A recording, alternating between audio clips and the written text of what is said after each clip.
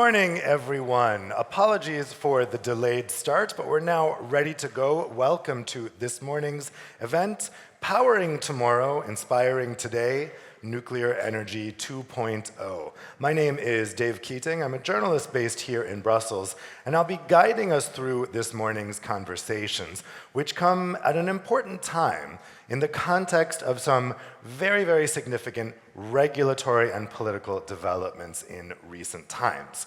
So in February, the European Commission proposed its recommendation for a 90% emissions reduction target for 2040. Now that will be an interim target on the way to the headline goal of reaching net zero emissions by 2050. Whether nuclear power should have a role in reaching that target has been a continuing discussion here in Brussels. Last month, 14 of the EU's 27 national leaders attended the first Nuclear Energy Summit here in Brussels, jointly organized by the International Atomic Energy Agency and the Belgian presidency of the EU Council.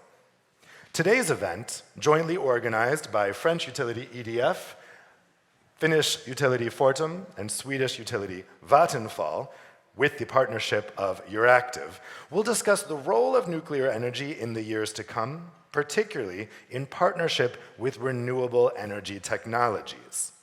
What should be nuclear's place in meeting the EU's climate goals? And what is needed in terms of technology and staff to get there?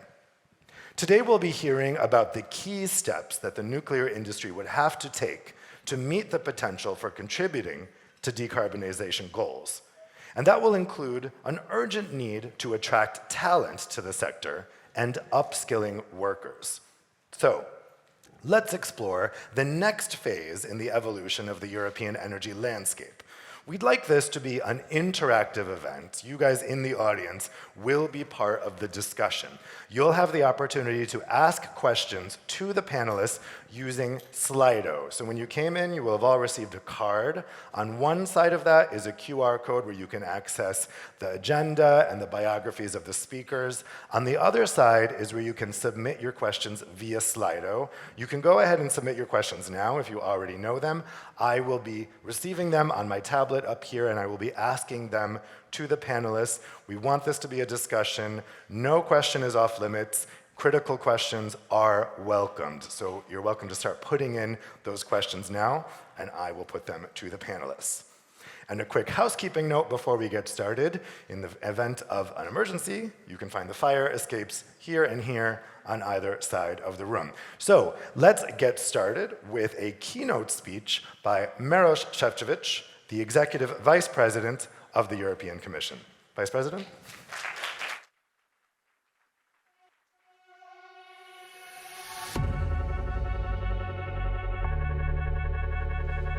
Thank you very much, and good morning to everyone. And it's a pleasure to come here to talk to you after we had, I think, very good discussion with the leaders of all the very important energy companies with big plans for the future. And of course, I'm very thrilled that we have opportunity today with all of you to discuss the future of nuclear energy in Europe, even though when I heard the comment of Dave that there are no limit questions as a politician, I always a little bit shiver, and but that's how we have to approach sometimes also very, very tough discussion.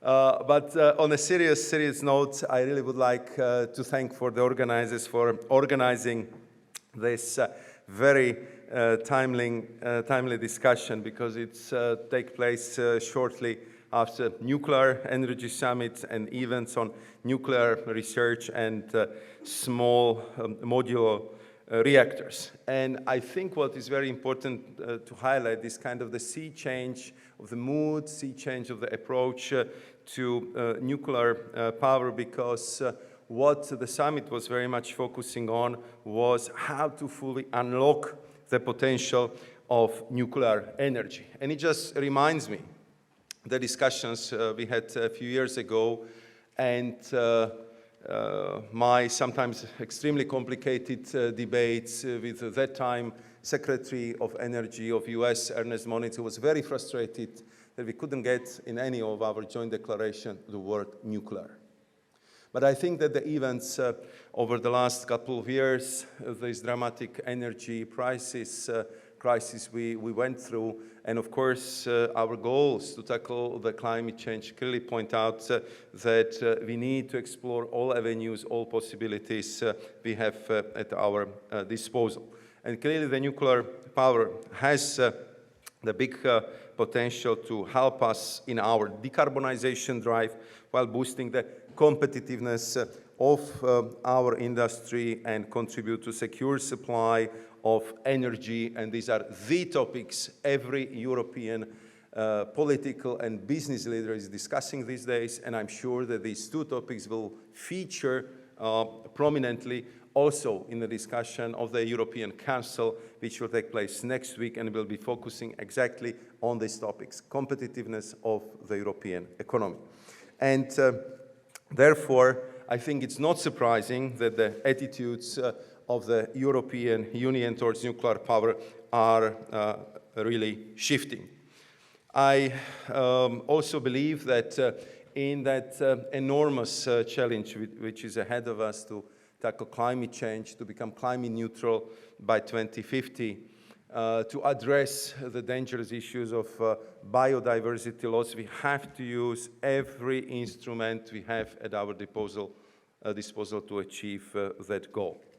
I'm sure you recall that in our 2040 climate target plan, we also emphasized that there will be absolute need, and it would be crucial to use all available low-carbon technologies to help us to achieve our ambitions, especially given that electricity production will need to almost double by that time. And if you talk to the experts with a view, how the climate neutral Europe would look like, where almost everything will be electrified, we might need 3.5 times more electricity in our grids than we have right now. So therefore, all technologies which are low carbon should be welcome and should be fully developed. So for me, it's clear that nuclear will play a key role in our transition away from the fossil fuels alongside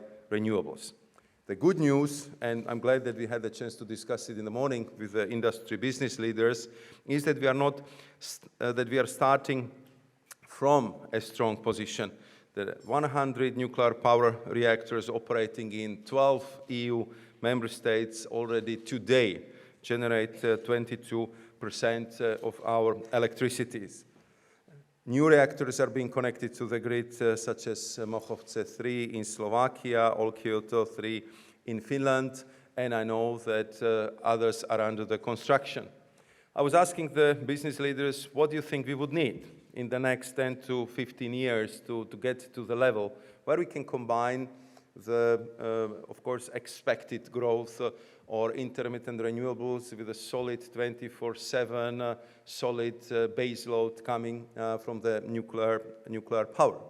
And their estimate was that we would need something like to build 2 reactors per year for the next 15 years. So the challenge is clearly there, and we have to face it together. And I have to say that as in everything, there are not only challenges, but there are also opportunities. And I'm here now talking in particular about the new technology, about the new innovative technologies such as small modular reactors, SMRs, but also fusion, where I saw there was also quite a big progress achieved over the last few years, and some of the projects I had the opportunity to see myself when I was recently visiting MIT and Harvard. Indeed, the Europe was also, if it comes to the fusion, pioneering together with the international partners in our huge ITER project in France, and I think that it's another avenue which definitely should be explored. But the fact that there is this renewed and increased interest in nuclear is also due to a large extent being driven by the promise of the SMRs because of the better scalability, lower initial investment costs, and I'm sure that also Europeans want to play a very important role in developing this new technology. And I'm very happy to see that the innovation is already being done in this area here in Europe, such with the new world SMR in France, which is foreseen for 2030. But I also had very extensive discussion on the new scale SMR technology with Romanian energy ministers, and they are planning to use it in Romania. And from our side, from the European level, to facilitate this work, we launched the EU Industrial Alliance on Small Modular Reactors in February, with the aim of deploying the first SMR already by early 2030. So I would say the new world SMR plan of France is just going really according to plan, according to schedule. The alliance and the work of the alliance will be based on concrete projects, and it's really designed to encourage the development of the whole EU supply chain, because it was a little bit neglected over the last decades. We have to rebuild it. We have to have good suppliers, strong supply chains. We have to work much more on the skills, which are absolutely key for running these very complex establishments like the nuclear power plant. And of course, to get there, we also have to be aware and start to work very hard on what would be, of course, main issues to be resolved. And part of it would be the issue of investment, on funding, and on financing. Because as you know, everyone in this room, these type of the projects require high levels of pre-funding. They are very often subject to budget overruns. Sometimes in the past, we also have lengthy construction delays. If you want to be honest, it was also because we've been coming from the point of regulators with very clear demands to improve, strengthen the design of this nuclear power plant because of the lessons learned from some incidents which take place always quite far from Europe, but nevertheless we want to improve the design, and that led to the changes in the projects and very often to the cost and time overruns. So I think what would be very important to highlight that despite of all this, the nuclear power represents one of the most cost-effective ways to secure clean power at scales and at 24/7 dispatch capacity. And I would say that alongside extending the lifespan of existing nuclear power plants within the framework of the safe operation, I also believe that we should put the focus on several segments of this sector. In particular, to consider how to support these projects financially as a way to further our green transition, while also ensuring greater energy security in Europe. And I think that to achieve that, what is important is exactly what are you going to do here the whole day, to have open, transparent debate with putting also the difficult questions on the table, on the decarbonization path, on the shape of the future EU energy system, because we always benefit hugely if we get the feedback from the industry. How can we improve our work, and how can we make our systems in energy or in clean tech or in green tech to deliver better results and be more efficient.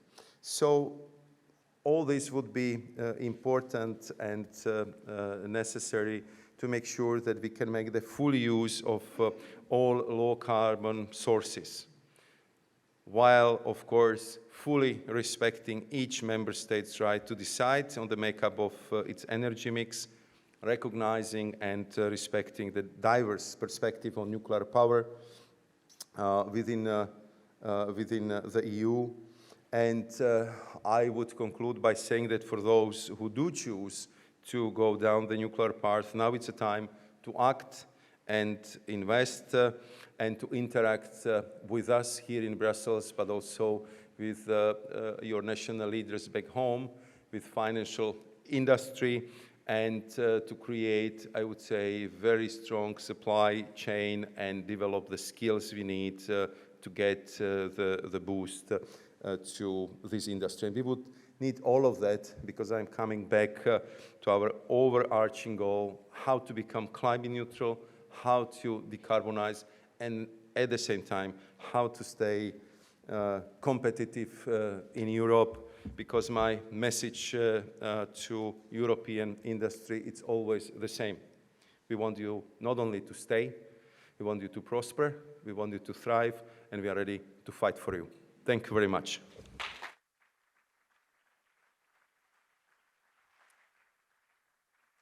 Thank you very much. Thank you very much, Vice President Šefčovič. I think that's given us a lot of food for thought for our discussions to come. We're now going to start the first panel, which is driving Europe's industry with fossil-free technologies. So we know that the climate challenge is a very real one and a very alarming one. We see that with each of the new IPCC reports, we get new alarming evidence of how climate change is impacting us. Even today, we're already feeling the impacts, and we know that the need to act is very urgent. The need to phase out fossil fuels, specifically, is very urgent. Now, electrification remains one of the main drivers of that phase-out, particularly in transport. And as we look ahead to various decarbonization technologies that are available, we can ask how they might complement each other in order to meet the increased demand for clean and secure electricity. What role will nuclear technologies have in the decarbonization of energy consumption and processes for both power generation and for European industry? That's what we'll be discussing on this first panel. I'd like to welcome our panelists to take their seats here on the stage now, and I will introduce them to you. We have here with us this morning Jan Olaf Jaka, who is Director General of the Swedish Confederation of Enterprises. We have Anne Mettler. Go ahead and take your seats. We have Anne Mettler, who is Vice President for Europe of Breakthrough Energy. We have Marcus Romaro, who is the CEO of Fortum. We have Luc Raymond, who is the CEO of EDF. And we have Clara Staiciu, who is the Romanian Deputy Permanent Representative to the European Union. Thank you all so much for joining us this morning. And again, if you want to learn more about our speakers, you can scan that QR code and see their biographies there. Anne Mettler, I'd like to start with a question for you, because I think one of the things that the Vice President alluded to there in the introduction was that Europe has a lot of potential in terms of its power system right now. However, we also know that Europe is a resource-poor geography, right? And this poses a challenge to all kinds of electric generation. So this poses a challenge for fossil fuels. Obviously, we are resource poor in fossil fuels, but we also know that we're resource poor in some of the materials that we need for renewables, and also for the material and the fuel that we need for nuclear. So how can technology and innovation help address that resource poverty that we have here in Europe? Thank you so much, and good morning, everyone. Yes, why do I say we're resource poor? You just alluded to it. Of course, we don't have fossil energy. It has bred terrible and dangerous dependencies in the past, looking at Russia, which of course weaponized energy against us. We never want to be in such a situation again. But also looking at clean tech, it's very important to understand we are not the leaders in the production of these clean technologies, whether that's wind, whether that's solar, electric vehicles, batteries, also critical minerals, and so on and so forth. But I also say that at least some of our resource poverty is essentially self-inflicted and by choice. And here I want to quote Ursula von der Leyen, who said at the nuclear summit, "Nuclear power is still the largest single source of electricity generation in the EU with a 22% share. But that share is substantially below the levels reached in the 1990s, when nuclear power generated 1/3 of Europe's electricity. So what I have to recognize is that we voluntarily and unilaterally reduced nuclear power in our energy mix. And I also note that this has neither curtailed nuclear power in any way outside of the EU, and that it has largely ceded leadership in this technology to Russia and China. It's very important to understand we used to be the leaders, now others are. So that's on the resource poverty part. But now coming to your question on innovation and technology. Let me say that Europe, on balance, does not have such a poor performance here, right? I mean, wind and solar originated in Europe. And I know from the work that I do, I see every day promising startups.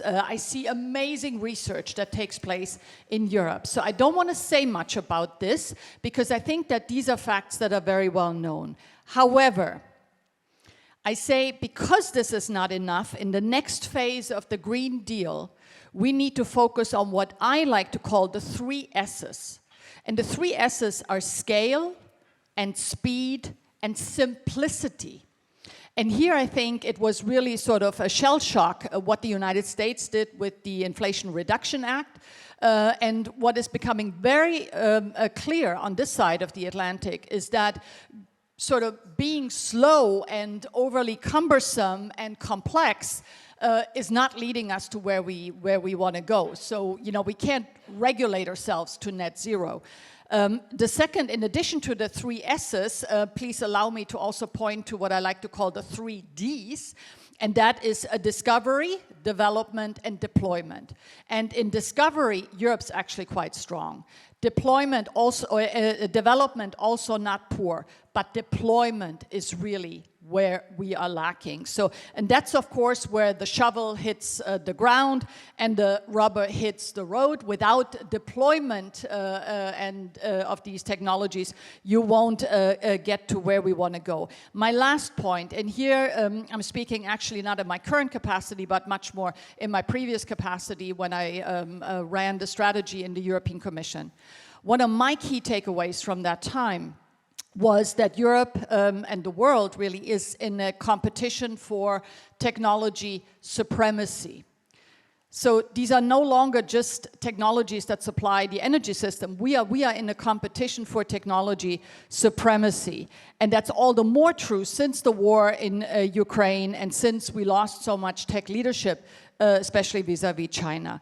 And that's why I say that our political discourse around energy needs to become much less ideological and more focused on driving innovation and regaining leadership in frontier technologies. And discussions like these, and I mentioned it to some of you before we started, discussions like these probably would have been unimaginable as recently as 1 or 2 years ago.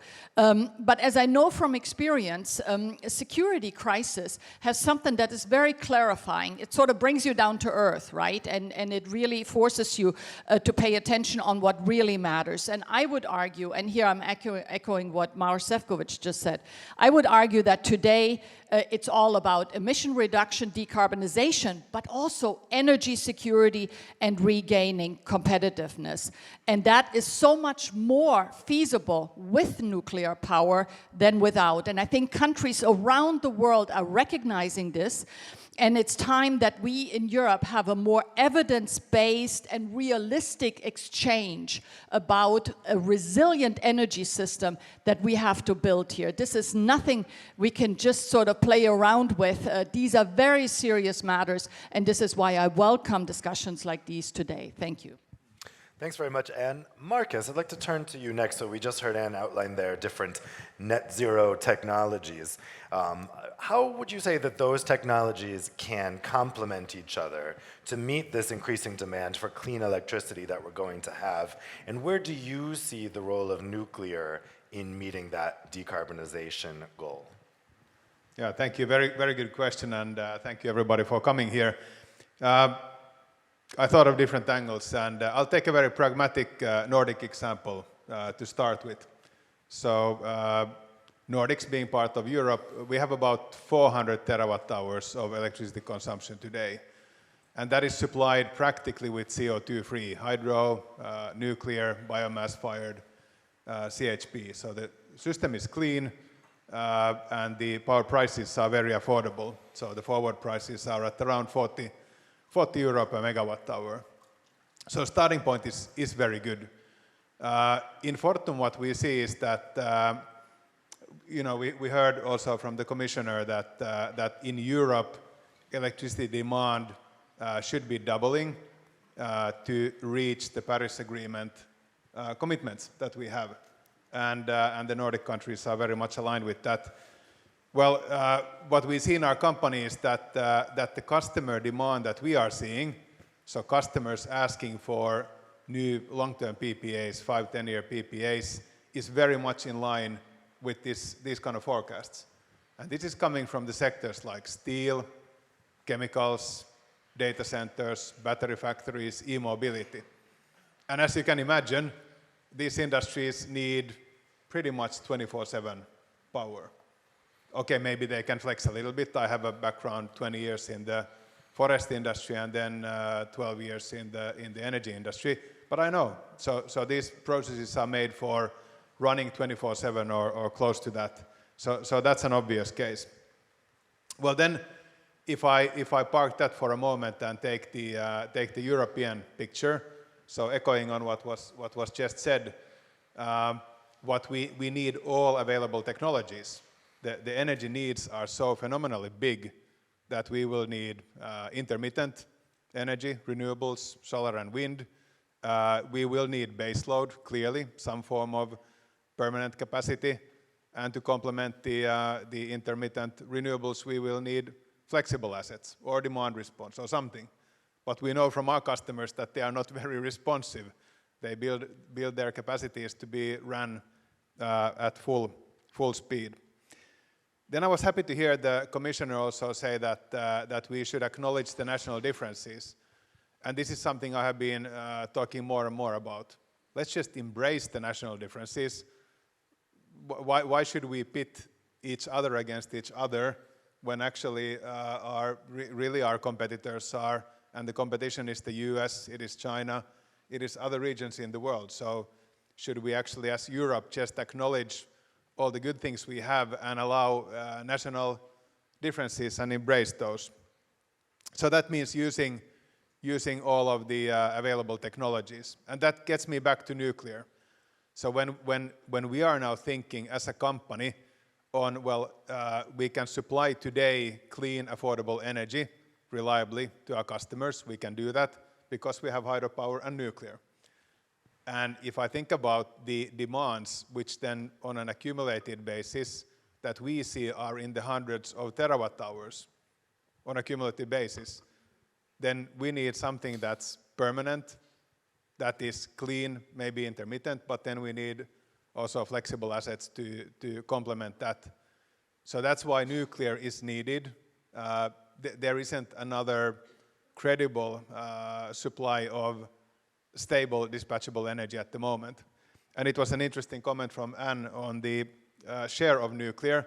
I think that was, again, something I hadn't thought about for a while. But when you said that in the 1990s, nuclear supplied 1/3 of the power, okay, what else was supplying? Gas, coal, lignite. So we're not going to have that going forward.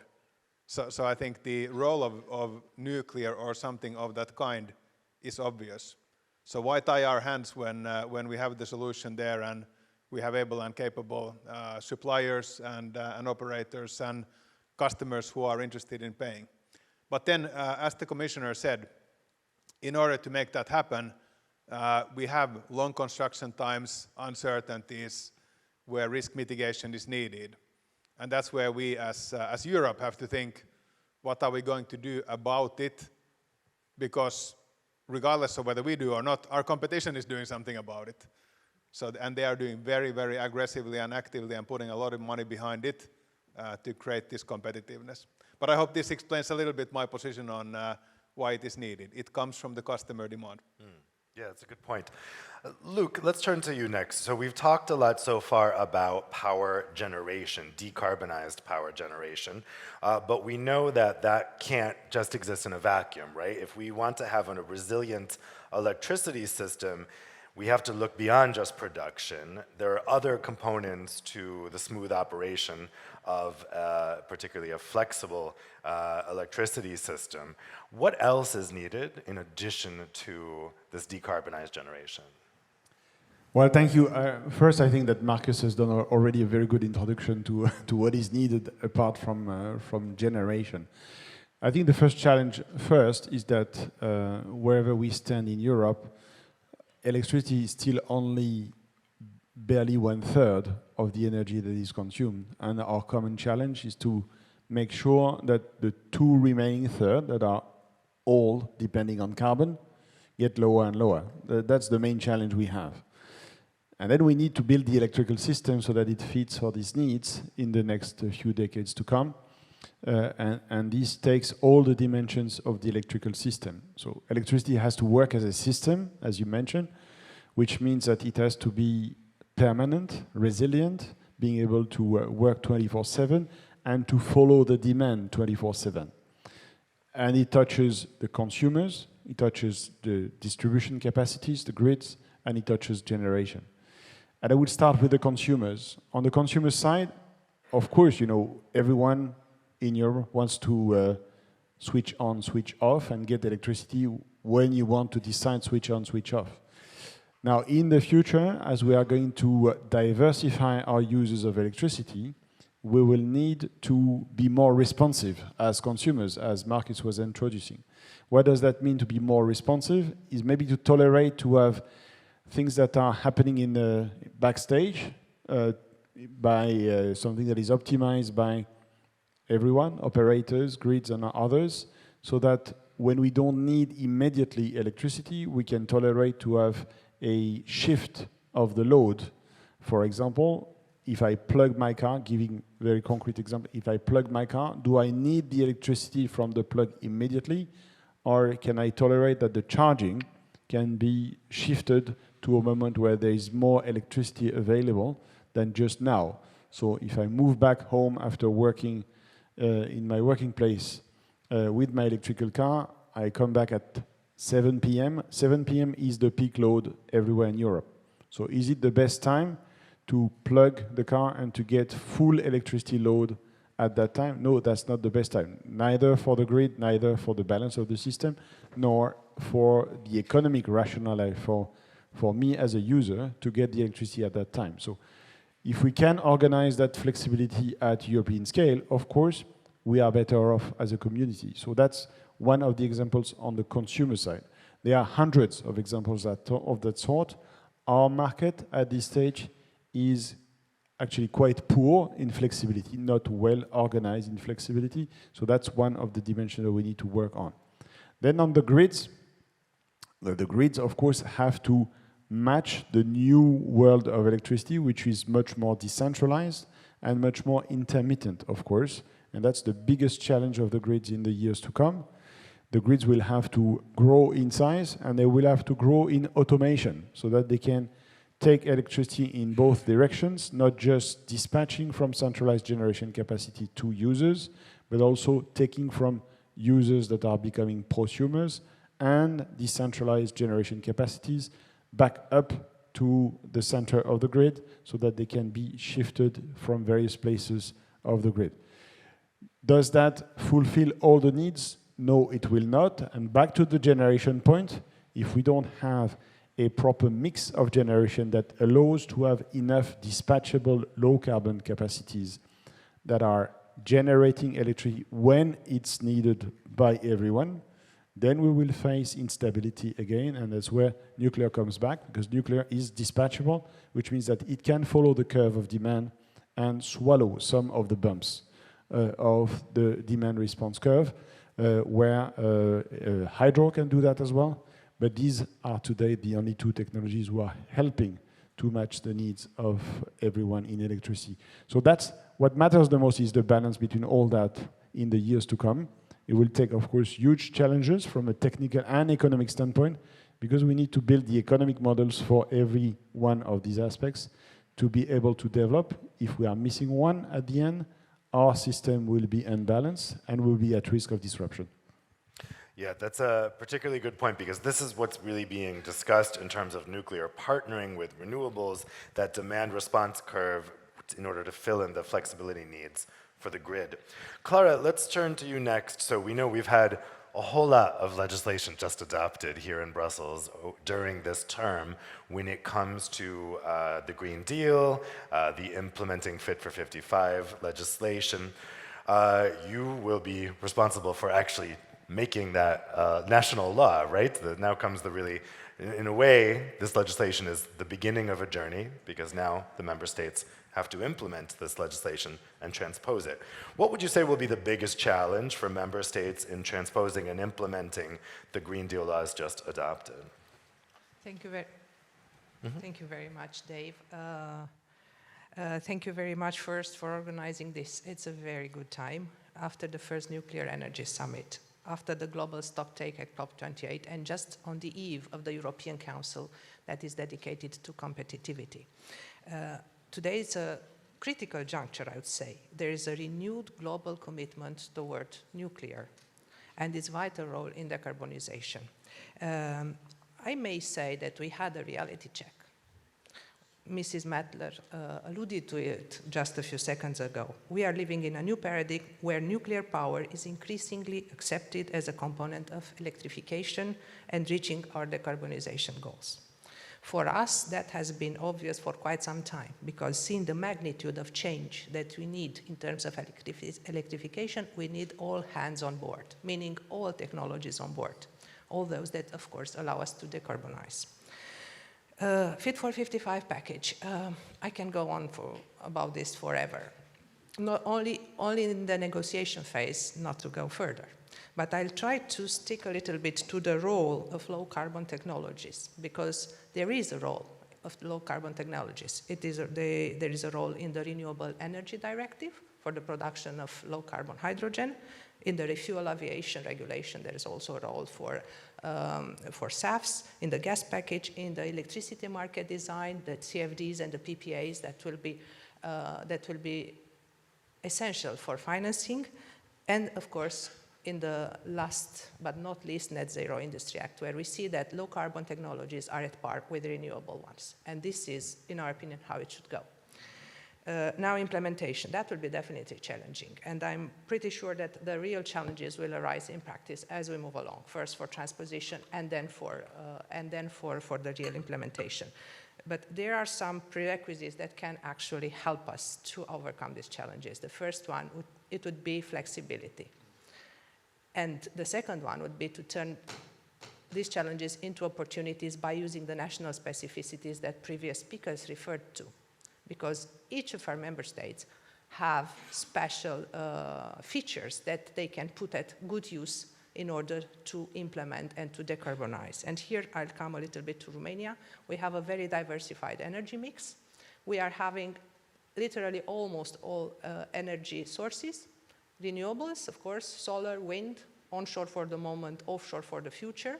We have a lot of hydro, we have nuclear, we have gas, and we also have coal until 2032. That is where we stand today.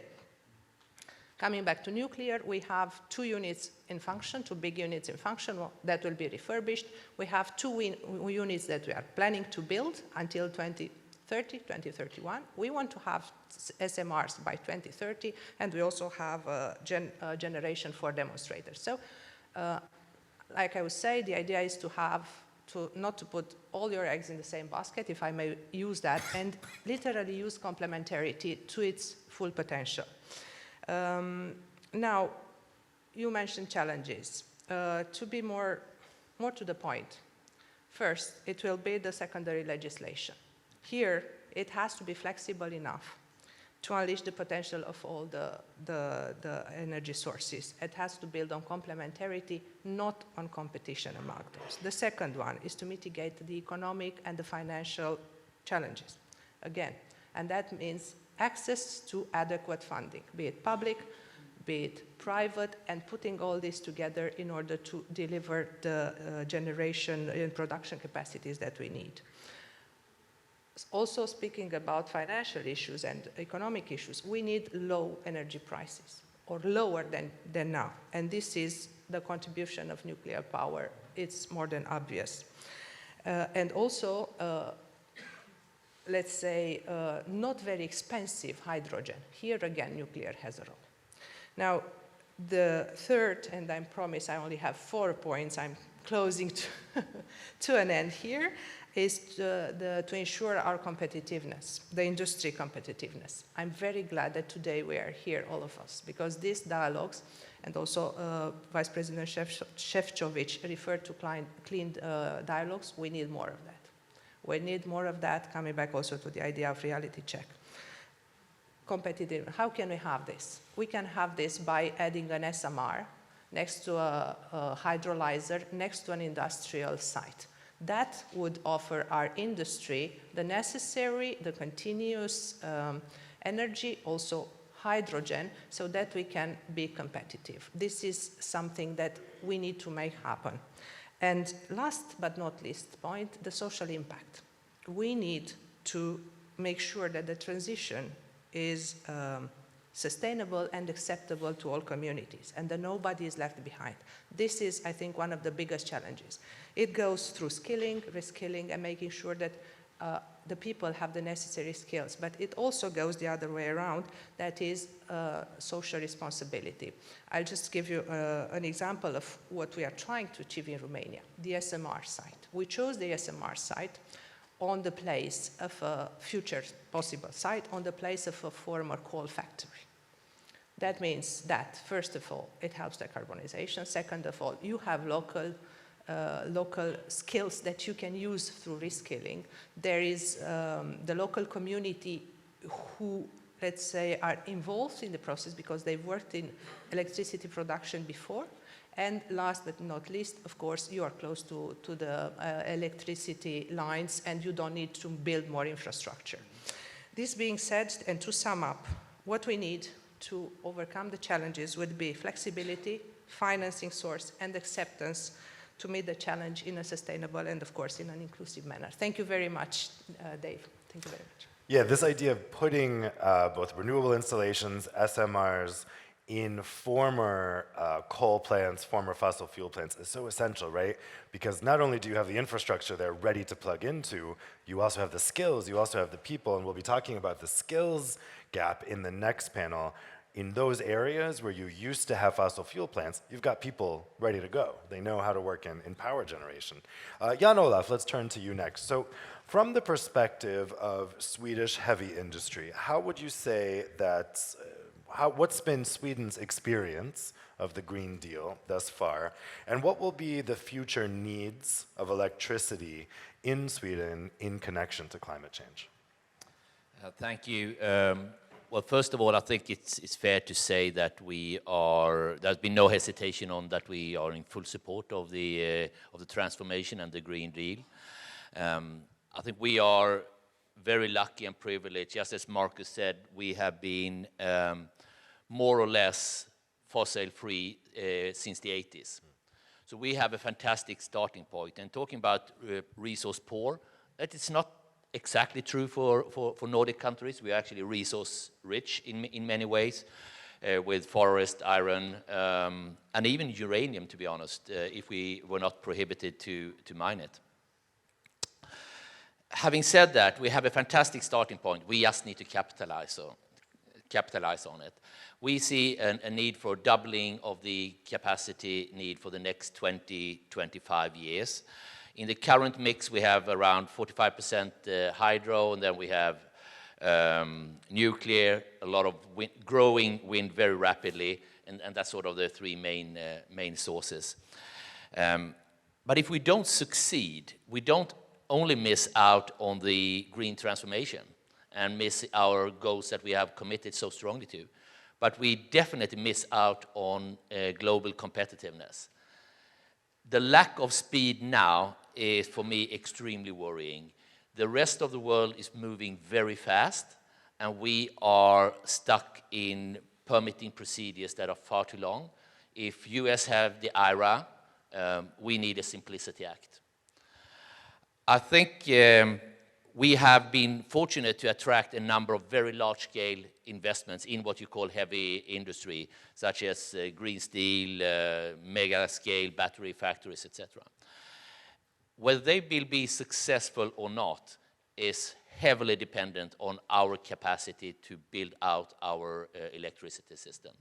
And in particular, we need much more base load. We will need much more wind. We have no assumption that we will be able to expand on our hydropower, which means we will need base load coming from a stable source of energy come from somewhere else. But we need also the intermittent resources, such as primarily wind. But it's not only the large-scale investments that that will require significant change. The whole society, the transport sector only in Sweden consumes maybe 3 terawatt hours per year at the moment.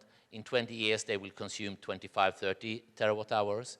The need is very significant. It's driven by the customer need, which means it will not go away. The question is if we are going to lead on the transformation or if we're going to have someone else lead on the transformation.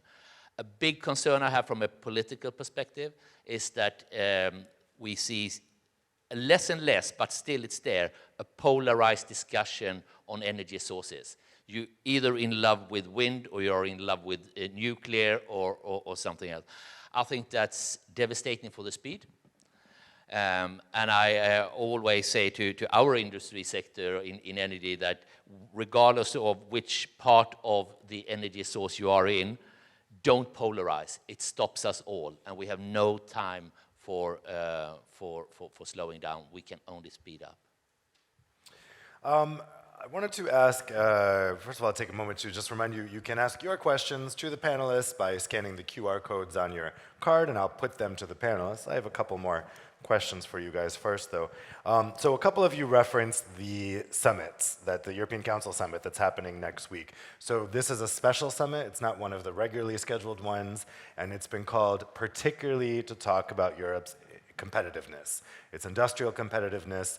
This comes, at least in a large part, in response to the US IRA, which is providing a lot of funding for clean technologies. Has people here a little bit spooked that businesses might be moving over to the US. But of course, there's also concerns vis-a-vis China and other global economies, whether Europe is going to be competitive.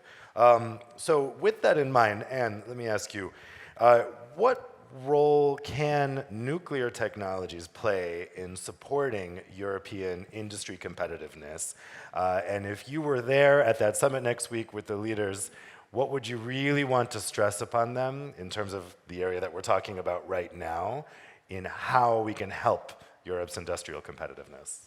Absolutely. Let me first of all say, as someone who's been around for quite some time, the Spring European Council always used to focus on competitiveness, because the lack of European competitiveness is nothing that started with the IRA. I mean, this has been going on for a long, long time, right? I mean, this is not a new phenomenon, but it has been accelerated by a number of developments, not least the war in Ukraine, but also the US now finally getting into the climate game, which is something that we always said we wanted. Now that they're in, we don't like that either, you know. So, but coming back to your question, why is nuclear so important? I think it's already been mentioned by the other speakers, because it's the baseload we need. I mean, the demand for electricity will increase exponentially. And here I'd actually like to go back a few months when I was in Davos. I've met now Sam Altman of OpenAI a few times.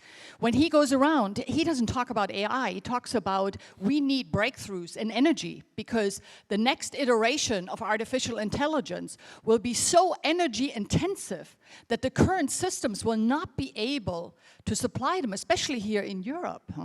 So my message is, no electricity, no progress. I mean, this is, we never think about this, but this is, you know, we have all these ambitious plans to be leaders in AI, but that will largely depend on what we are discussing here this morning. We never make that connection. The other thing I will say, and here you're absolutely correct, that saying Sweden is actually not a resource-poor country, and that is why so much of what is today the clean technology leaders, such as H2 Green Steel that you just alluded to, but also hybrid, they are located in Sweden. Why? Because there's abundant and cheap, affordable electricity in Sweden, right? I mean, because of hydro, because of wind, but also because of nuclear. So, you know, my prediction is that industry will move to where there is abundant and affordable low-carbon energy. So this will mean major shifts within Europe, and we are seeing some of this. You know, I'm German. What is happening in Germany, which is deindustrializing at an alarming pace. And if it stays within Europe, then we're actually lucky, because these industry may well move to the Gulf or other geographies where there is abundant and affordable energy. So what we're discussing here has real spillover effects into the real economy, jobs, prosperity, our ability to sustain order in public finances.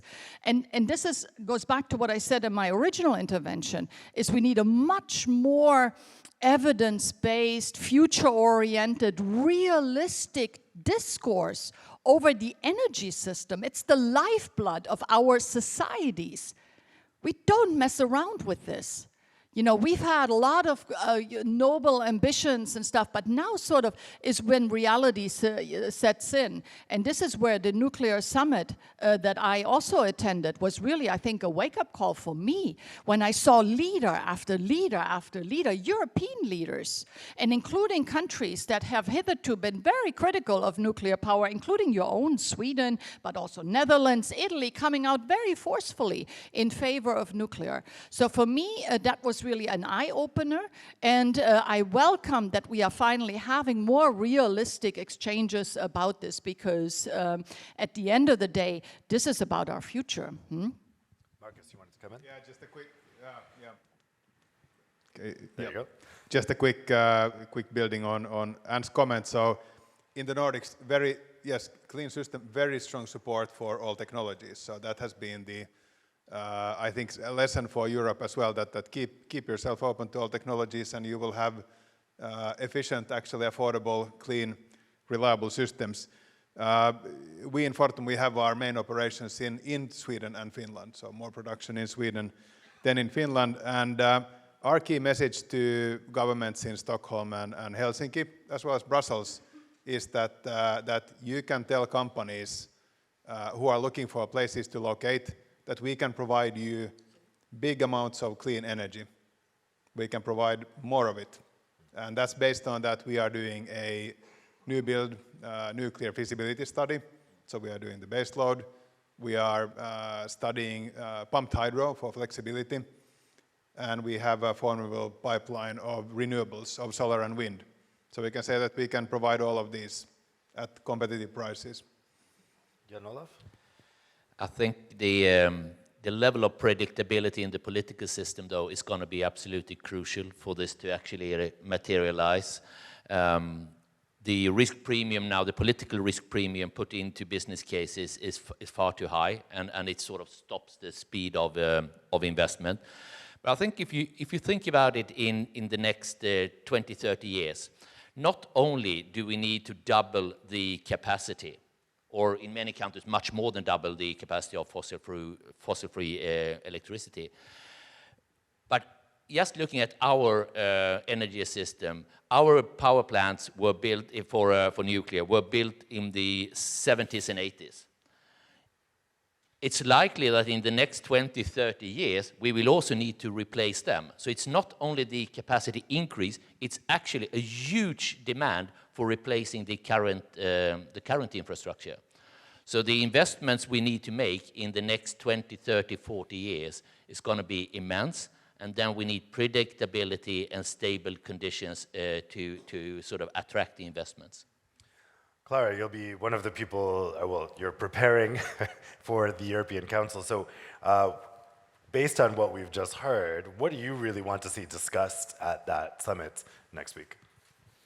Well, thank you for including me in these questions. I was really hoping you'd ask me. Actually, first thing, as relates to energy, what I hope is that there will be an end to an ideological discussion about nuclear, meaning that once and for all, the leaders can decide that, like I was saying, we need all technologies, and we should do the electrification, and we should provide our energy needs with all low carbon and zero technologies. That would be a very important message. That should mark the end of a divisive era going into a complementarity, all hands aboard era. Secondly, the competitivity part, I was referring earlier to the clean industry dialogues. It came out with 5 requests from the industry. We need to answer to those. First, efficient and simplified regulatory framework. Second, low energy prices. 3, infrastructure. 4, financing. And 5th, the best use of single market. These are the answers that the leaders will hopefully provide, not necessarily now, because this is only a process. We have now a first report from Mr. Letta. We are waiting for a second report from Mr. Draghi in probably late summer. So this is a process that should be going on for quite some time and preparing the long-term vision that we have as Europe. If I may add one more thing that is very dear to our hearts, that would be, going forward, looking at competitiveness, we don't have to forget the cohesion. We don't have to forget that our economic and social model and our single market, it is based on competitivity, it is based on the 4 freedoms, it requires a level playing field.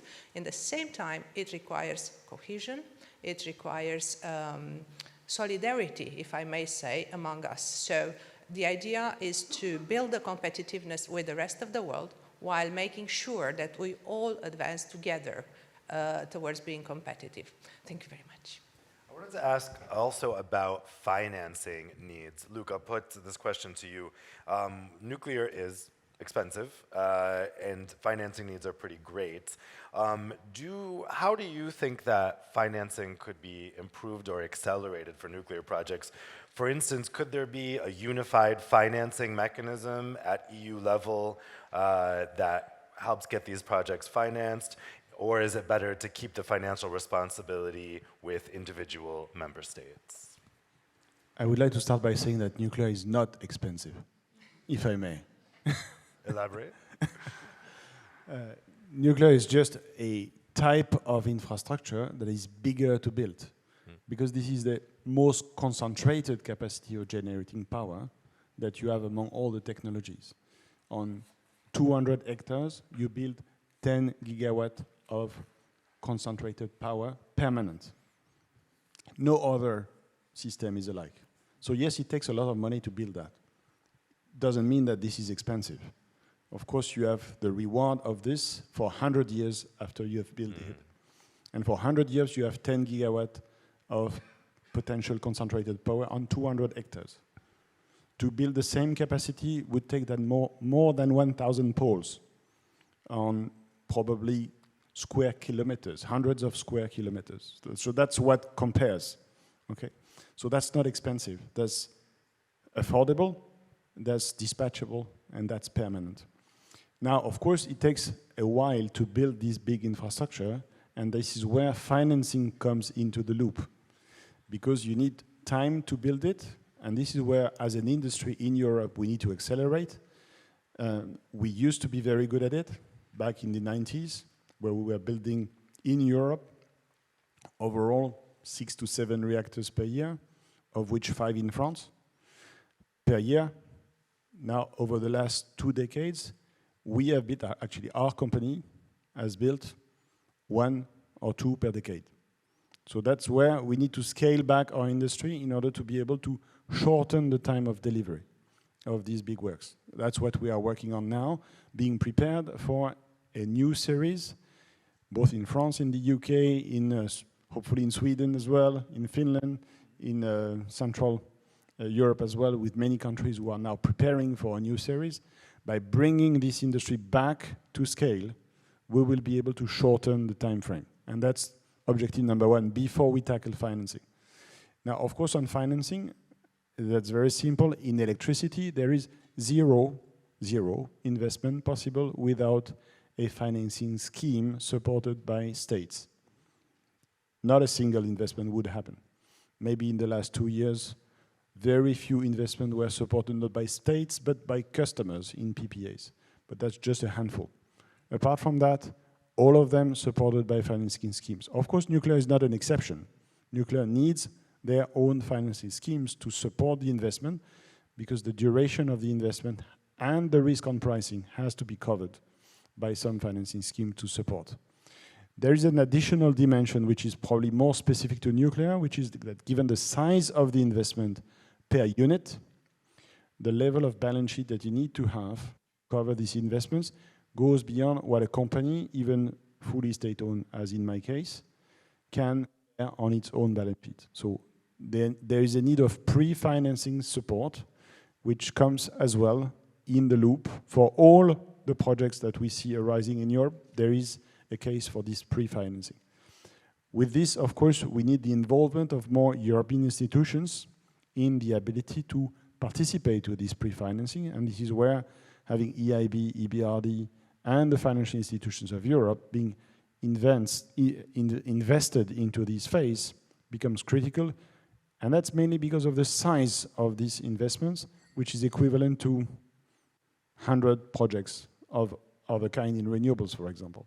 And the concentration of this on the shoulders of one or two companies that the co-investors would be.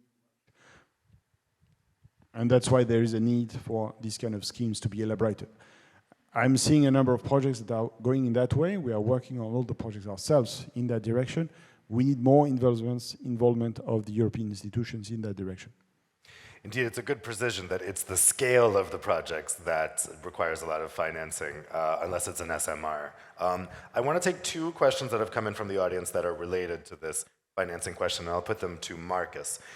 So first question is from Cedric Latessa. Renewable energy costs are in free fall. They're faster to deploy, and so is battery storage, duration, and flexibility increasing. Nuclear is heralded as the base load, but is this renaissance too little too late considering the speed of constructing nuclear plants? Second question related from Rob DeSchutter. Will the nuclear power sector be able to be on time to turn the tide of deindustrialization and delocalization, even if we start building multiple projects today? Is the high energy industrial sector willing to wait? So this is a concern we hear often about nuclear. How do you respond? Yes, very good question. So this is really what we're actually dealing on a daily and weekly basis in our company and in the discussion with regulators, with suppliers, with the whole ecosystem for energy. I'm not talking only about nuclear. And on renewables, yes, we saw the costs coming down both on solar and wind quite rapidly, let's say in the last decade, and coming to grid parity for forward prices and so on. But from the trough where we were back in the early 20s, we have bounced back actually significantly. So the cost has increased dramatically with inflation, with the supply chain problems, with the problems with the OEMs. And then there's the thing that I go back to the industrial base that are forming our customers. So it is steel, it is chemicals, it is data centers. These are businesses that require 24/7 power, or very close to that. So renewables can supply a part of that, but when we are making PPAs, actually they are typically hourly matched. So there's only so much of pay-as-produced renewable that you can supply.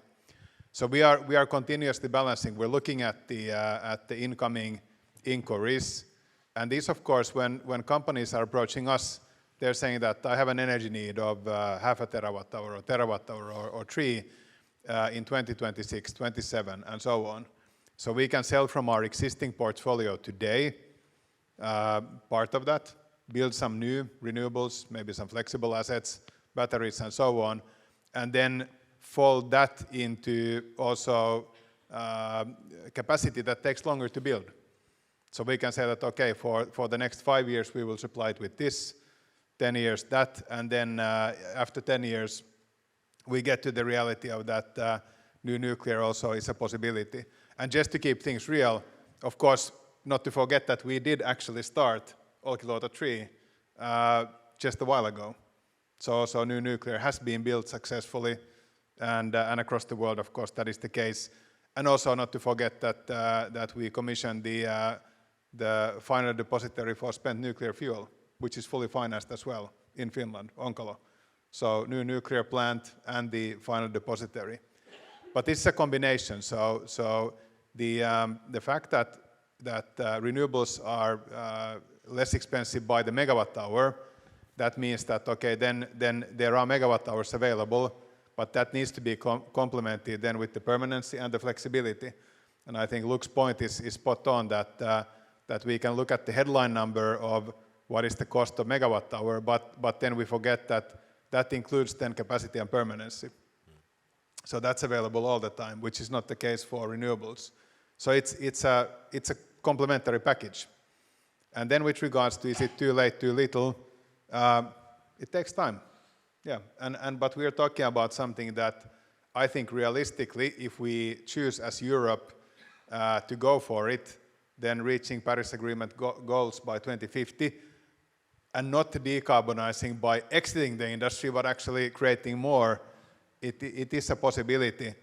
And my regards to the summit would be that let's use the tools available. We spoke about financing, we spoke about the needs. Well, Europe has financing tools. We have one of the biggest investment banks in the world, EIB, for example. So why not use it for industrial competitiveness? Jan-Olof, and then First of all, I think it's not an either or, and the reason the fact that it takes long to build a new nuclear plants cannot be an excuse for not starting now.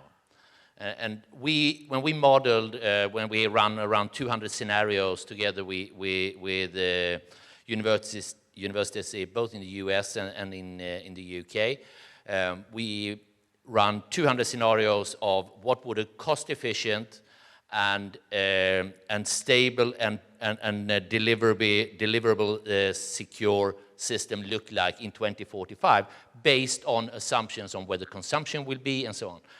That says it will take around 65% of plannable energy.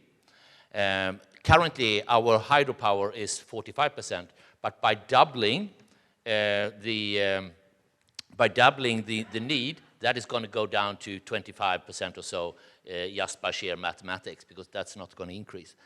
And then you will need the intermittent and primarily wind power to take down the prices. So we need both, and the fact that it takes time should not be seen as an excuse to not start now. And I think the reality is, and we try to state this as often as we can in my small home country, we have a history of, in the 70s and 80s, we built 12 large-scale reactors in a very small country, 12 large-scale reactors in 15 years. It can go fast. And the second point is the probability that we will produce too much fossil-free electricity in the next 30 years is exactly zero.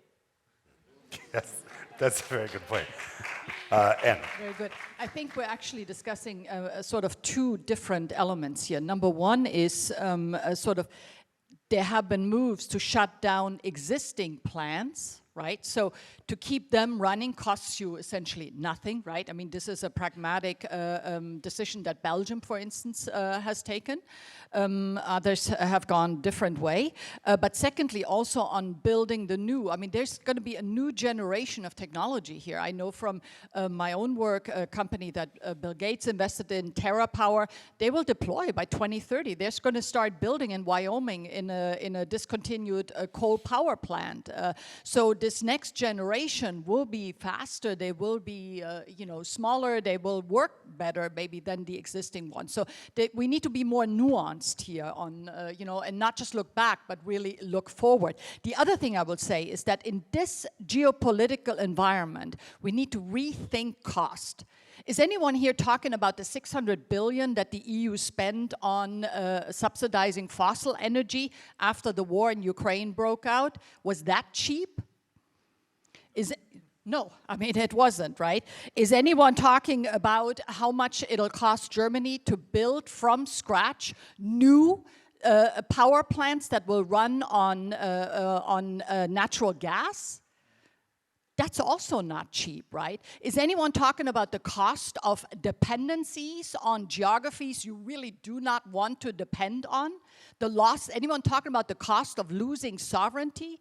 Anyone talking about the cost of losing technology leadership that Europe used to be the leader in? Is anyone talking about the cost of all of this? This is about much more than just sort of counting pennies. There's a lot at stake here. And if we unilaterally walk away from sort of a homegrown source of readily dispatchable and abundant and cheap power, we have no one other than ourselves to blame. Clara, you wanted to come in, but I also want to put one more audience question to you because it relates to the Council.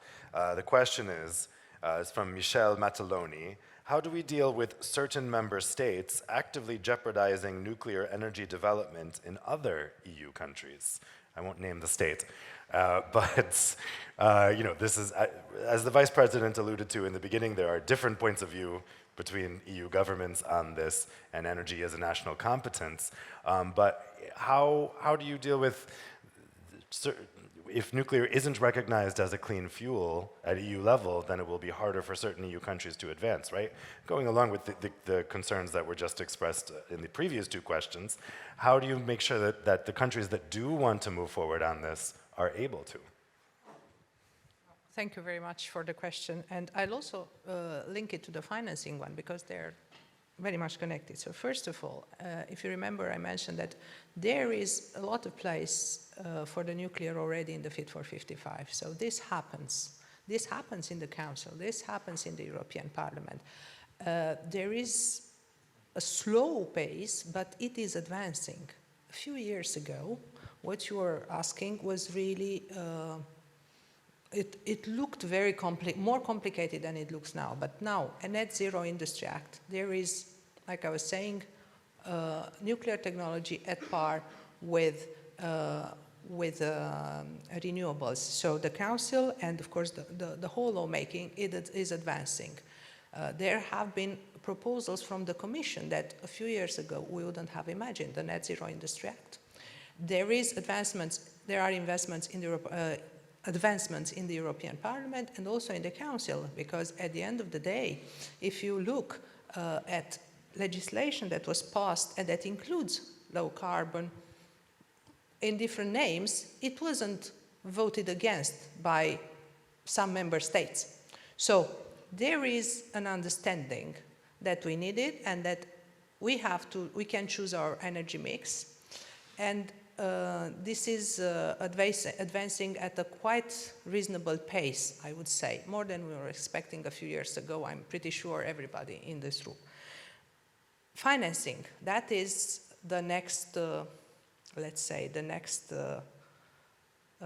challenge. Why? Because right now we need a shift in perspective. Everybody remembers the taxonomy and the discussions around the taxonomy. How difficult at that point it was to admit that nuclear and also gas that are in taxonomy could be financed and could have a role in decarbonization. Now we need to move further. We need to shift in perspective. And of course, like other speakers alluded to, we need a lot of finance, public-private partnerships. We need export credit agencies, and this is something that we are trying to do in Romania, and it seems to be working. And we need the multilateral development banks, and the EIB has a central role here, both in terms of actual financing and in terms of message given to the financing world that this is where they should invest. And of course, CFDs and PPAs with state guarantees, that's how we can help them grow. And the last point that I would like to bring, and this is something that I hope it is the solution for the future, that is to find replicable financial models for the nuclear, especially for the SMRs. Because once we pave the way, for the first ones, the next ones will have an easier life. And this is it's good for financing, it's also good from a technological point of view because we can get to economies of scale. If we find a model of SMR or several models of SMRs that we can then replicate, that would become much cheaper and it would be easier to deploy and to scale up. Thank you very much. Well, that's all the time we have for this first panel. I want to thank all the panelists for some really interesting points there. How about a round of applause for our panelists?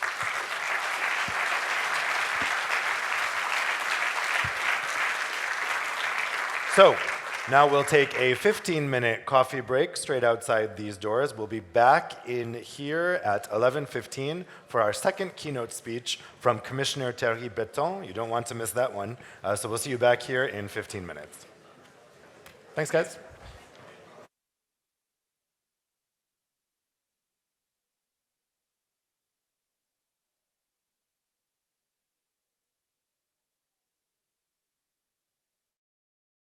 Next up, we're going to have our second keynote address. We're very privileged to be joined by Commissioner Thierry Breton, who is the Commissioner for the Internal Market. Commissioner Breton, I turn the floor over to you.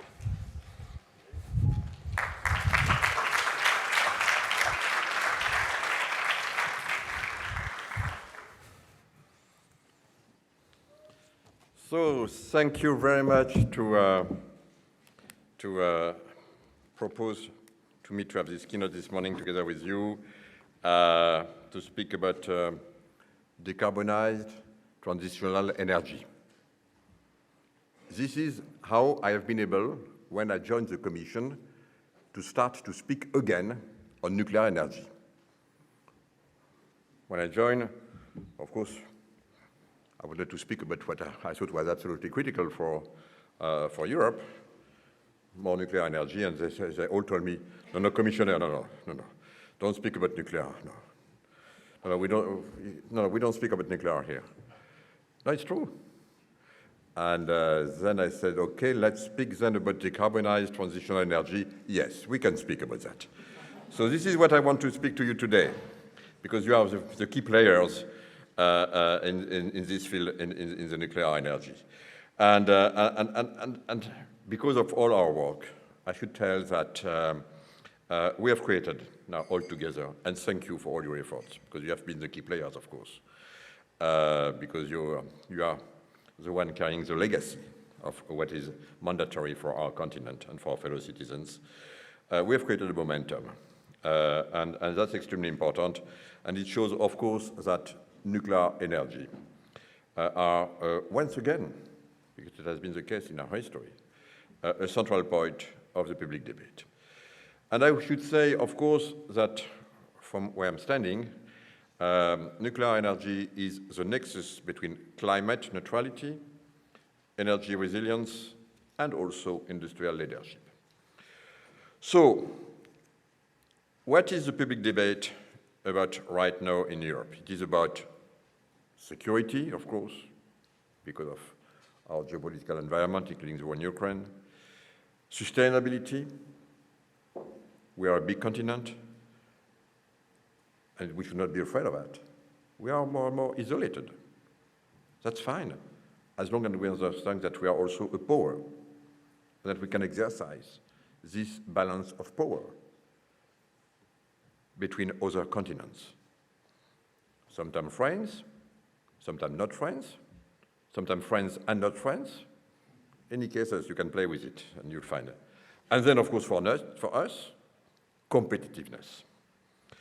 And of course, it's taking place, again, in the global context that I just described very quickly, which has been more fragmented than ever. So, in this complex situation, and I say this very clearly, nuclear energy has a central role to play. Because, of course, it contributes to our goal of climate neutrality. It contributes to our autonomy, to our industrial leadership, to our competitiveness, and to our energy resilience. Needless to say, we have differences. We are a big continent. We are the biggest democracy of the free world, with 450 million fellow citizens, US 330 million. We are a true democracy, based on our values, rule of laws. You are here in Brussels. Our democracy is based on two chambers, like in the big democracies of this planet. The Parliament, representing the people, the Council, representing the states, like the Senate in the US and the House. We are a big democracy. And then we have also some differences, and we deal with it. And it's true that it's part, of course, of our democratic debate. Some member states have other views, and we respect it, because, of course, the mix of energy belongs to the national authorities, and that's good. But from a European standpoint, it is our responsibility to give a global and full picture and to put all the options on the table with an evidence-based approach. And as far as I'm concerned, I defend a pragmatical approach to nuclear energy. And the evidence is clear. When we know that 1 in 5 deaths worldwide is due, unfortunately, to fossil fuel air pollution, when we know that we will have to at least double our electricity generation by 2050 to meet our climate goals and power our twin transition, well, we come to understand that nuclear energy is a much needed option. Because when it comes to the decarbonization options, we can't afford to be picky. It must be and, not or. Some remember that's one of my favorite mottos. Nuclear energy and renewable energy. Nuclear energy and energy efficiency. Nuclear energy and disponibility. When it comes to nuclear technologies, it is also and. It is investing in a safe lifetime extension of existing reactors, of course. It is building large new reactors, such as the EPR in Olkiluoto in Finland, and of course the one in Flamanville that I recently visited, Luc, together with you 2 or 3 weeks ago. And it is, of course, about small nuclear reactors. We need the complementarity between these different options because they respond to different needs. So this search of complementarity has been at the heart of the Commission's approach, and it's reflected, of course, in all our regulations now. And like, for example, in the Net Zero Industry Act, our recent landmark regulation to beef up and speed up Europe's capacity in the clean tech industry. This initiative, by essence, is technology neutral and includes, of course, nuclear energies. When I say, or nuclear technologies, and when I say nuclear technologies, I say all nuclear technologies into a wide span of net zero technologies, ranging from solar to wind to batteries to electrolyzers or carbon capture and storage. And it will allow nuclear-related companies and investors to support their manufacturing projects by speeding up their permitting process and also facilitating access to market. The introduction of nuclear energy in our European legislation is quite a leap forward, since for decades nuclear energy was not a prominent part of our policy agendas. And this is what we have done magistrally over the past 5 years, because it is just needed. And by the way, not only in our Net Zero Industry Act, but also in our environmental taxonomy legislation. More than 500 billion euros will be needed to invest in extending lifetime or replacing existing nuclear reactors. And that is why it was absolutely essential for me as a commissioner and for all of us to ensure that the taxonomy covers existing and new nuclear plants, including innovative facilities with minimal waste from the fuel cycle. So I would say that the framework conditions to harness the industrial potential of nuclear energy has been met. But of course, in parallel, we must continue to gather steam, if I may say so. And here I really count on the EU industry, such as, thank you very much for organizing this, of course, Fortum, EDF, Vattenfall, but also the many smaller and innovative companies in the sector to be the driving force that we need together. And with the global race for critical technologies getting quicker every day, we need to promote and defend industrial leadership in those strategic technologies. And for doing so, we should rely on the critical scale of our single market and embark all the relevant members of the value chains in this huge industrial push. In that respect, I put a lot of hope in the newly created Industrial Alliance on SMR. They are indeed very promising for our energy transition, and the Alliance will support industry-led SMR project, pool funding, and also identify, which is extremely important in your industry, the skills which will be needed. So I really count on the industry to deliver this project, of course, but I know this is something that you do at best, on time and on budget. No, you do at best now, I mean, now. Maybe not in the past, but now. But to take it to the next level, we might need to consider in coming years, that's something that I would like to push myself, a sort of Nuclear Technologies Act. I think it will be the next step forward. In other words, an integrated approach to the nuclear industry, from research to deployment, and which will make it possible mainly to do three things: to enhance European leadership in research and innovation into the safest nuclear technologies in the world, to maintain sufficient capacity for these critical products and technologies, and to coordinate something which is absolutely critical, the value chains, to secure the sourcing, enable the emergence of cross-border projects, and of course also re-attract skills and talents. Speaking of which, as a transition to the next panel decision, it is of course crucial to Europe, or for Europe, to keep its nuclear energy competences, of course. And you know this perfectly well. For inspection of nuclear power plants, for safety standards, for the management of nuclear waste, we need the best skills and the most creative minds also. And by the way, going to work in this sector, you work for the general interest, for Europe. We must be clear with the young generation and the young scientists. Ladies and men, if you go to work here, like my father did 60 years ago, he had the feeling that he was working for Europe. We need to re-give this feeling.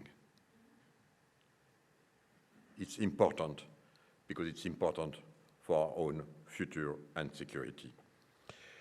So our effort will also be boosted by the Net Zero Industrial Act, since we can create now net zero academies, including for nuclear.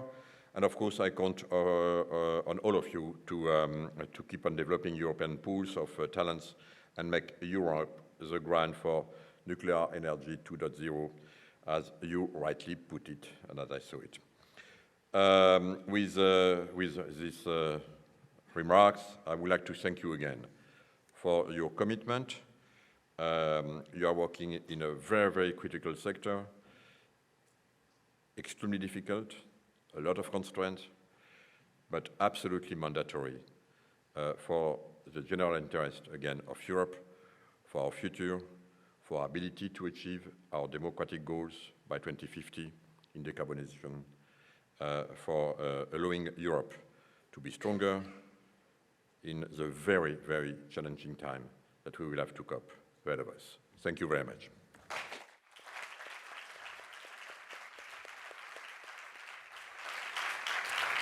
Thank you very much, Commissioner Breton, and also thank you for setting up our next panel very nicely, where we'll be talking about jobs in the nuclear sector. I'd like to ask you a quick follow-up question, if I may. You mentioned the shift in thinking within the Commission, but it's a shift in thinking we're also seeing in national capitals, in the European Parliament, on the subject of nuclear. We've definitely sensed that shift in thinking in the Commission, I can say, at least from the perspective of the press.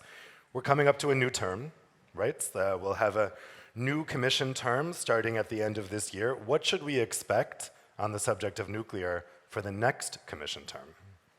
Maybe it will be the only questions, because I think I will have to leave, but of course, that's an important one, because as I said, we all started to enhance the momentum now, and the momentum is here, so we need to use it appropriately. So, and again, the momentum is really here.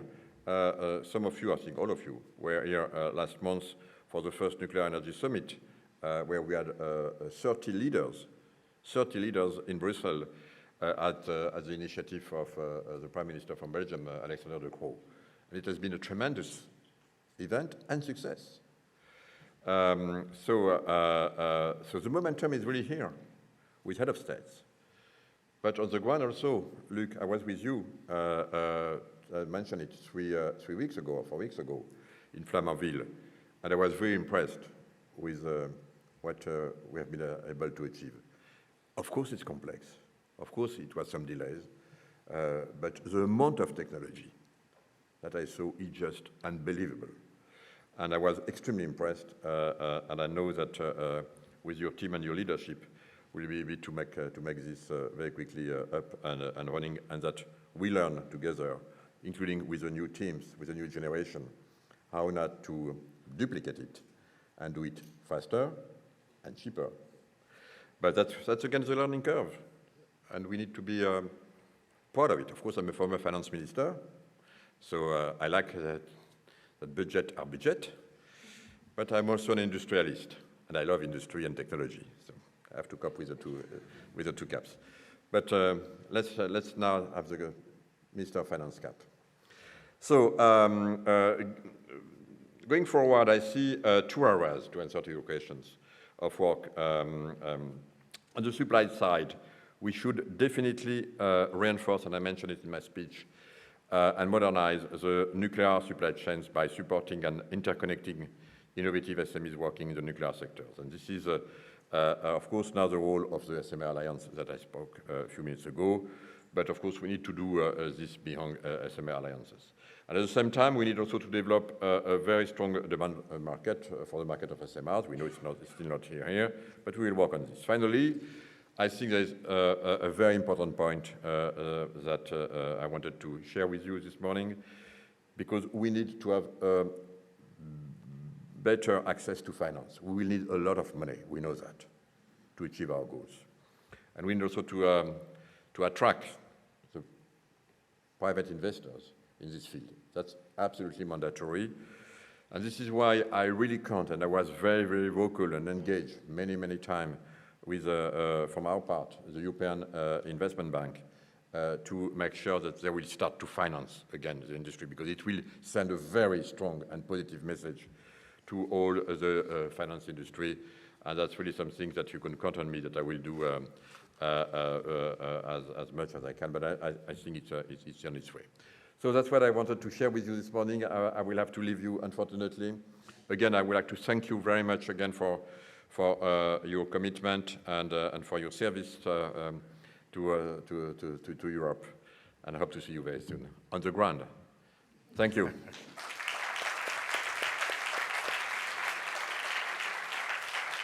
Thank you very much, Commissioner Breton.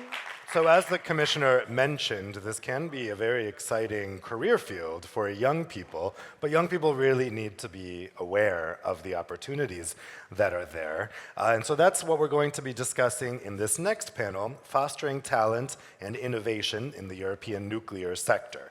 So we've talked about how nuclear can meet decarbonization goals, but we know that in order for it to meet its potential, nuclear is going to need a skilled and dedicated workforce. And that challenge requires a significant influx of workers in all parts of the industry, even the downstream parts, even the technological development. There's a whole ecosystem there that needs to be staffed. However, young people may not be aware of the opportunities in the sector, or they could encounter significant upfront challenges. So in this panel, we're going to discuss how we can address the concerns that young people might have, the challenges, the roadblocks, and how we can invigorate the European nuclear industry while fostering innovation, attracting creative minds, retaining those talents, and preparing the next generation to prepare the challenges ahead and really feel, like the Commissioner was just saying, like they're part of Europe's decarbonization journey by working for the nuclear sector. So allow me to invite up to the stage our panelists that we have here to discuss these issues, and go ahead and take your seats. We have with us here today Roberto Adinolfi, who is the chairman of Ansaldo Nuclear. We have Massimo Gariba, Deputy Director General for the Directorate General for Energy at the European Commission. We have Jadwiga Nayer, ENS Science and Outreach Manager and ex-chair of ENS Young Generation. We have Rosalinda van der Vlies, Director for Clean Planet at DG RTD at the European Commission. And we have Torborn Valborg, who is Senior Executive Vice President for Generation at Vattenfall. Thank you all so much for joining us here today. Again, if you want to learn more about them, you can scan the QR code on your card to get their biographies. And also, you can flip that card over and ask your Slido questions. Again, I'll be getting them here on my tablet, and I'll put them to the panelists at the end of the panel. So to get us started, we actually have some videos that young people who work for our three companies here put together to talk about how they feel about currently working in the nuclear sector. So let's watch those videos now.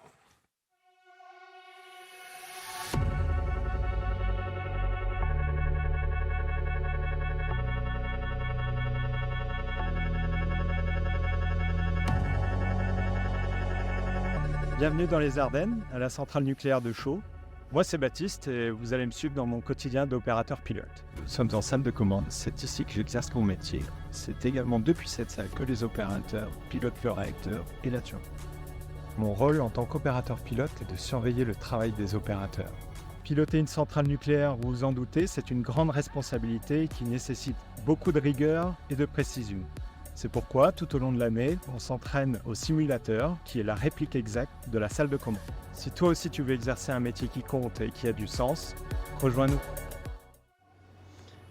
Hello, my name is Simon, and I work as a nuclear safety engineer at the Forsmark nuclear power plant. I like my job because it's incredibly developing, and also because it gives me the opportunity to work with the key technology for the future of fossil-free living. My name is Sofia Leino. I work at Fortum. I work as a design engineer in automation licensing and systems engineering. And I joined the nuclear sector because I think it's technologically an interesting and complex field. My name is Olli Surnakki. I work also at Fortum. I work as a senior engineer in nuclear safety. I joined the nuclear business because I want to be part of the CO2-free production of electricity. Hi, my name is Annette Olsson. I work as a manager at Forsmark nuclear power plant in Sweden. I recommend the next generation to apply for a job within the nuclear sector, simply because working within fossil-free energy production, you contribute towards reducing the increasing greenhouse gas emissions quickly.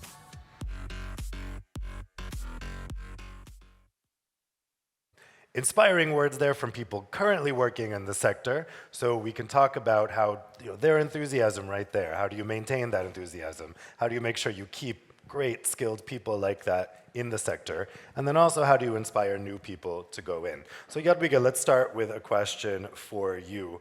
What do you think we need to see from governments, from international institutions like the EU, from the industry itself, in order to encourage young people to start and continue a career in the nuclear sector? Yeah, thank you for this question. I could actually write the whole book about this, but I will try to be concise. Thank you very much for your invitation. And actually, when I was looking at those videos, I realized that people working, the young career professionals, they really understand why they are in this environment of work. And this would be really my first point. The public opinion and how we understand what nuclear energy is bringing to the society is really crucial to engage and attract young people.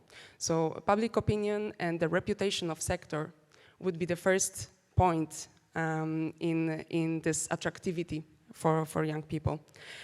Second point would be quality education that can drive the passion in young people. We all have those histories from our childhood when we remember this very inspiring teacher who encouraged us to go to this or that direction, to get interested and curious about specific topics. And this energy of teachers comes from their good working conditions. And this is the same starting from the primary school, secondary, high school, all the way to university and, academia professors. Going forward, the opportunities that exist for young people, as well as access to information about those opportunities.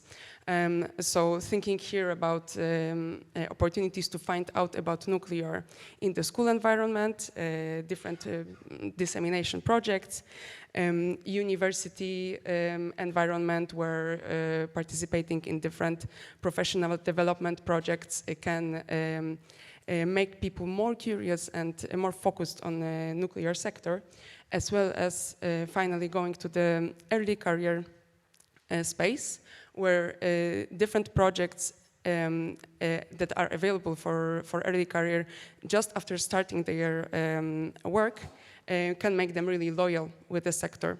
And so here I could think of several projects that I was made aware of through my activity in the young generation.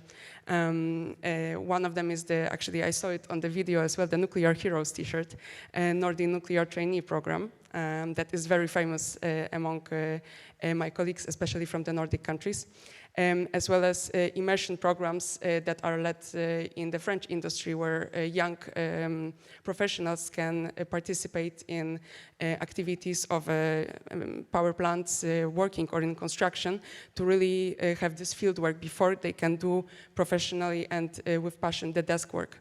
And finally, fourth point that I think is encompassing, really drawing from those 3 points, and is the final point where people decide to stay in the sector, is the modern workplace. It's really the workplace that brings the needs of the current generations and is providing them with the adequate recognition as well as career development opportunities. those 4 points, there is a role for really each of the stakeholders that you mentioned in those 4 points, especially in the first 3 ones. Governments, international institutions, as well as sector really play a role. I think the 4th point, the sector here is really put forward in its responsibility, and so all the stakeholders really have the role to play in attracting and in retention of early career and all the nuclear professionals in the sector. Let's go to Torbjorn from Vattenfall next. So we talked this morning already about how we can invigorate the European nuclear industry and have that go hand in hand with Europe's industrial competitiveness. How do we do that at the same time as attracting and retaining this talents that we need to make that happen? Thank you very much for the question. Well, I think it starts to a big extent with us in the nuclear industry. For many, many years, I think I saw energy companies, energy utilities being almost a little bit ashamed of talking about nuclear, even those who had nuclear operations. As long as there were no protests outside the gate, we were quite happy. Kept a low profile, I would say. But that is not the way you develop an attractive industry for new employees. So, and things are changing. I think we now have to be much more vocal about what it is like to work in the nuclear sector. We have to be proud. We should be proud. Nuclear is clearly part of the solution. And this is something that triggers the interest from young people. What I hear very often is that young people, they need a purpose. It's not just to get a salary.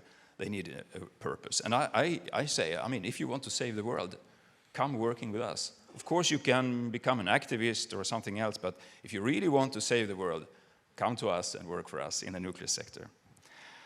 And as a matter of fact, since a few years, I actually called my colleagues working in my part of the nuclear business, I call them climate heroes. Nuclear heroes is also a good word, but I call them climate heroes because that's really what I think they are. So, as a matter of fact, I also have 4 points, Jadwiga. I don't know why, but I also have 4 points. And the first one is really about what I said. It has to start with us.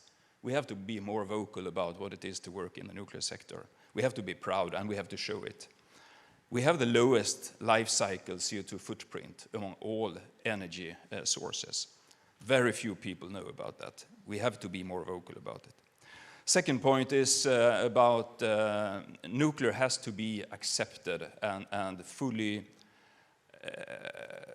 understood as part of the solution for Europe. That is important, and this is happening, so I'm not that worried. Then we need, of course, the relevant programs at the universities. Many of these programs, they disappeared 10, 20 years ago. We have to relaunch them, and we have to make sure that they become more popular and that students apply. And my last point is about research and development. We need both national and European R&D programs. That is, again, necessary in order to attract the best resources out there. So those are the points. And what I see, and that is very rewarding, I see that more and more young people are actually looking for jobs in the nuclear sector. And very often they tell me that the reason is that they want to have a purpose. They want to participate in the decarbonization of the energy sector. Thanks. Thanks. Yeah, that's a very interesting point that you saw before, that the nuclear industry was afraid to talk about jobs in the sector or promote it. But in the absence of that promotion, young people, the only example they have is Homer Simpson, probably, for somebody working in the nuclear sector. So it's good, actually, to get out there and show what it's actually all about. Roberto, let's go to you next from Ansaldo Nucleare. Italy is an interesting case because, of course, the country took a decision to stop nuclear almost 40 years ago. How has Italy managed to keep expertise and excellence in the academic plan even after that decision? Was that a difficult balance? And how have Italian companies such as Ansaldo Nucleare contributed, and how have they benefited from it as well? That's a question that I've been asking for. I've been asked for 20 years, I would say. So it's not totally new to me, but it is an interesting case. Certainly, in Italy, there are some cultural reasons for this that are not irrelevant. We should remember that the Italian School of Physics was at the origin of nuclear energy, and this means that there was a strong presence of the culture behind nuclear that is present in Italy. And this is an heritage that is significant for the Italian academics in general. But apart from history, that is not so relevant at the end. Let's look to the key reasons for this. I believe that the first one the first answer is related to the fact that the nuclear technology and the quality culture of the nuclear technology was essential in the transformation of the Italian industry in the 60s and in the 70s, when we were building nuclear power plants, when the Italian industry was growing up after the war and so on, the Italian boom at that time, and nuclear quality, nuclear technology was an essential part of this transformation, was characterizing that development. And this remains in the culture, in the industrial culture of our companies. There is a second point that is important, and is that Italians are used to go abroad. And this means that we are always looking to opportunities not only in our countries, but everywhere. So the Italian industry, and not only the Italian industry, but the R&D system that is behind the Italian industry was going abroad. Was going abroad and looking for a possibility to continue to work in this sector that was so attractive for us because of the technology and the quality that we were developing. And this is still true, because in the present world of competition and so on, for sure, the asset of the Italian industry is still quality. It's still the competitive edge that we are trying to cope with. So these are the first two reasons. The third one is that we like innovation. So we went abroad and we start talking of innovation. By the way, the fact that we were closing all our plants, the only country in Europe, meant that we were the first ones that were looking for alternatives. And so we started working on innovation since the 80s. We have been participating to projects abroad that were the most innovative ones, I would say, at that time, and we continue to do this. So I believe that these are the three real reasons for us to maintain these. First, the fact that we are, as an industry, and as an industry, we are definitely looking at the worldwide market, and we are going abroad, creating partnerships and so on. This is part of our culture, of our industrial culture. And of course, the academy is following us in this respect. I believe that industry had a very important role in maintaining this high culture that was in the NDA, in the DNA of the Italian culture, but the industry was important to maintain this frame. The second point was the passion for innovation, and the third one, the ability to cooperate. These are three important points that I believe that are important also for what we are discussing today. I mean, in order to attract and to retain talents, it is important to innovate. And very honestly, our industry was not so often looking at innovation the way it is looking now. And it is also important to look for cooperation worldwide. Of course, the young talents are looking for a worldwide industry, not only for domestic jobs. Yeah, so that academic expertise being exported, essentially, also dormant within the country. We don't know what's going to happen with nuclear. We have signals from the government. We don't have anything confirmed, but it sounds like that academic expertise is ready to go, whatever Italy decides to do. Massimo, let's turn to you next. So, as was just referenced, obviously there are varying opinions about nuclear within Europe between governments. We have the case of Italy, of course, have the case of Germany, and each member state, as was repeatedly stressed this morning, energy is a national competence. However, the European Union at EU level could do things to encourage young people to look into a nuclear career.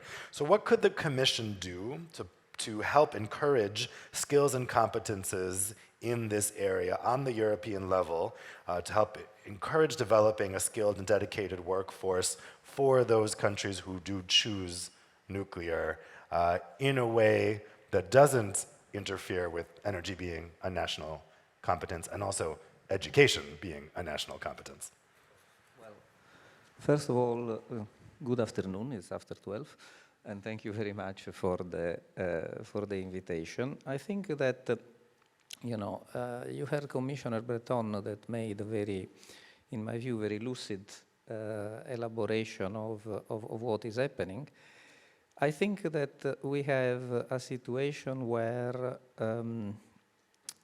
it goes beyond Europe, first of all. Let me stress that. The COP28 saw a declaration by a number of countries that want to triple nuclear energy by 2050. It's the first time that this happens in a COP. You had, and it was recalled, the 21st March Nuclear Energy Summit. Not all the EU member states participate, neither in one declaration or the other, and this respects, exactly what you said, which is the right to choose the energy sources. We have also in place in Europe a grouping of member states that have formed the so-called Nuclear Alliance that also has declared a target last May of 150 gigawatt electric by 2050 as well. This is 50% more than what we have today in operation in the EU, and given the age of the fleet, you understand the implications of all this. So what I'm trying to say is that if you put this all together, I think that you need to change step in the human resources discussion, in the competencies and so on. You are moving from a situation in which you are steady state to a situation in which you are investing in the future. Now, we have a number of tools. I mean, I think Rosalinde will expand more what is done on research. We have the instrument for nuclear safety cooperation. We have the Erasmus Plan. We have the possibility of having the net zero academies that Commissioner Breton mentioned under the Net Zero Industrial Act. I really think, though, that you have to keep in mind also that it takes time. So this is why this is a sort of effort which is like infrastructure. It's a little bit like the networks that you need. You cannot have it done today or tomorrow. It is an investment that you need to see. So I think that, in my view, I think that there are two drivers at European level. One is, as I said, the existing program and the remodulation of some of the efforts of the existing programs towards the skills. And the second one is what I can call it perhaps injecting a dynamics in the sector. So if it is true that next to the big companies that are also representing and hosting here, there is an environment of small and medium-sized enterprises which is going to enter the value chain at all different levels, this is where you will have a direct link of the people moving out of universities, getting into new jobs and so on. Let me say one last thing. It's not, the unspoken word that I heard in this conversation so far seems to be a world of engineers and physicists. It's not like that. If you have to do what I said, which is to change speed, you will need the state machine in terms of regulatory environment, safety agencies, all sorts of permittings which go beyond what is purely nuclear that will need to be adapted to make all this happen. So you will need lawyers, you will need accountants, you will need all sorts of professions which need to complement what, of course, also you showed in the videos quite rightly, which is the engineering component of what is needed. Thank you. Yeah, it's a good point that a career in the nuclear industry isn't just for engineers. There's a big ecosystem here. Rosalinda, let's turn to you next. So you're coming from the research side of this at the Commission. How can the Commission encourage this type of training in research, in education, again, with the stipulation that, of course, education is a member state competence? Yeah, no, absolutely. And let me also congratulate the organizers for this highly inspiring event in also a very inspiring setting. It's a big pleasure to be here. And I think we are all in agreement that Europe needs, a very skilled workforce in order to be successful in not only our climate ambitions, but also our ambitions for making Europe, a competitive leader worldwide, including, of course, in the nuclear area. So from the Commission side, and in particular from the Research and Innovation Department, we are really fostering excellence and innovation also in the higher education scheme. And since my previous speakers had kind of like 4 messages, let me also focus on 4 actions that we have been taken in the context of the Euratom program on education and training. And the first one is that for over 20 years we have been supporting the so-called ENN network. Now let me just, we love in our Research and Innovation Department acronyms and abbreviations. So when I say ENN, how many in the audience immediately know what it stands for? Can you just raise your hand? Don't be shy. Okay, so let me spell out this acronym here. Thank you for that. So this is the European Nuclear Education Network.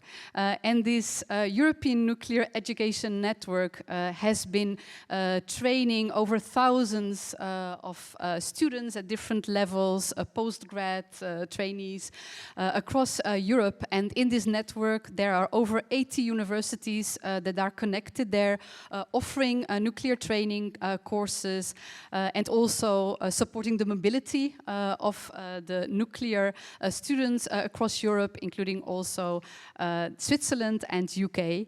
And this ENN network is actually developing a European nuclear competence area. And I think this is really very, very important to make Europe also an attractive workplace for our nuclear workforce coming from outside the EU to actually join the European Union. The second action that I would like to highlight that we also finance under the Euratom program, and again I have an acronym for you here, it's the OFFER initiatives. This is with double F and double R. Anybody heard of OFFER? Okay, great. I'm so happy that I can actually, say something new to some people. So the OFFER, I don't know where it comes from because it stands for the European User Facility Network. I don't know how they could do offer with double F, double R. Anyway, this European User Facility Network has actually created a European facility for nuclear research and is offering access to over 180 nuclear research infrastructures, which is obviously extremely important to further develop expertise and knowledge in the nuclear field. And having this rich nuclear research infrastructures in Europe, again, makes Europe also a very attractive attractive workplace for outside European researchers. So now I have not an acronym for my third action, but we are actually building synergies between the Euratom program and the Marie Sklodowska-Curie actions, and I really hope that this is a bit of a better known acronym, because through Marie Curie grants we really train our fusion and fission nuclear researchers, and we're really happy that we are supporting this Marie Sklodowska-Curie through the Euratom program with 1 million euros. And lastly, and I think this fits very nicely also with what previous speakers said about the importance, to change the mindset, is that through the Euratom program we finance prizes. We have recognition prizes both in the fusion and in the fission field, where we really want to attract young talents, young nuclear researchers, and we're opening a call in June. So I really hope that all of you can help us to make publicity for these prizes. We will be granting the prizes under the Polish presidency next year. So opening the call in June for these prizes, and please help us to reach as many young talents in Europe to submit their application for these prizes. Thank you. So that's enough questions from me. Let's take advantage of the fact that we have these young people who have submitted questions themselves, actually. So I'm going to take some questions that have been recorded by video from the young people working in the sector and put them to the panel. So let's go ahead and play that first video question now. Je suis très sensible au changement climatique. Je suis fier de travailler pour une entreprise qui a du sens. Alors comment changer l'opinion souvent mal comprise sur l'industrie nucléaire? Jadwiga, I'm gonna put that question to you. How do we change some of the perceptions that are out there? Again, if people's only perception of working in the nuclear sector is Homer Simpson working for Montgomery Burns, that's not a very good perception, right? Or they could, the ways that nuclear makes the news is often not very positive. So how do we change those perceptions? Yeah, it's a very good example of Homer Simpson, because why everybody knows Homer Simpson is because he's a big figure in the mainstream. He's the figure of pop culture. Is nuclear a figure of pop culture as the industry that is fighting with climate change, that is mitigating the CO2 emissions? Not necessarily, depending maybe on the group of people, but I would say that on average it is not a common link. So I would like to maybe reinforce the message from one of the previous speakers about we need to be vocal. And here I would maybe talk about the vocality of both the sector and the institutions about how important nuclear is in the energy mix, and the actions that are showing that it is useful for the energy transition and our future. But also I see the role for the members, the employees of the industry and of all the sector in general themselves, to become really the ambassadors of their own domain, since very often they are really perceived as the experts of this field by their environment. And of course, it doesn't need to be the easiest thing to start explaining difficult topics in simple words to their maybe family, friends. So I would also maybe put here food for thought for the employers, industry, academia, R&D, to support their employees with a provision of those trainings to really become the advocates in their own environments. I could see this in several places where I worked, that this was supported, but I think it should become a normality in the nuclear sector to provide those activities for their employees. Roberto, particularly in a country like Italy, where nuclear is a controversial subject, you can imagine that somebody going home to their friends and family and saying, I work for a wind turbine plant, is going to get a different reaction than somebody saying, I work in a nuclear plant, right? People, like Jadwiga was just saying, they probably don't immediately associate nuclear with working for a sector that's combating climate change, at least if they're not in the sector like we are. How do you change that perception, as was just asked, to make it more known in the general public that nuclear is also something that can help combat climate change? It is not easy.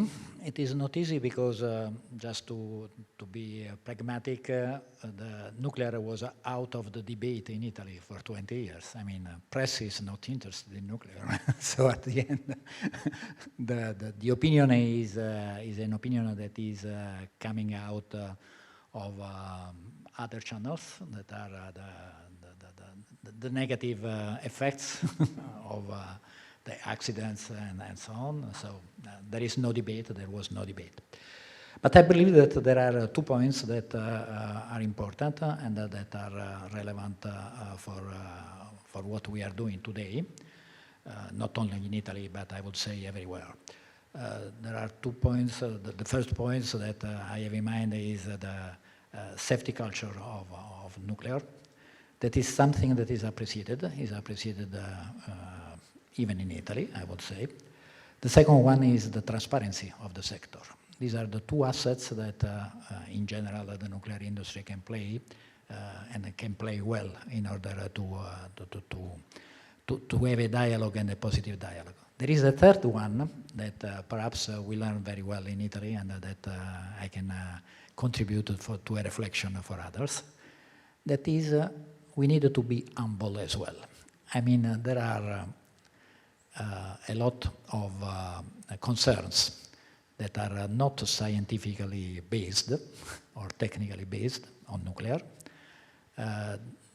Very often I hear people coming from nuclear industry discarding these issues as not relevant. And I believe that this is not correct. I mean, we must take care also of the non-scientific concerns, because these are the fears of the people.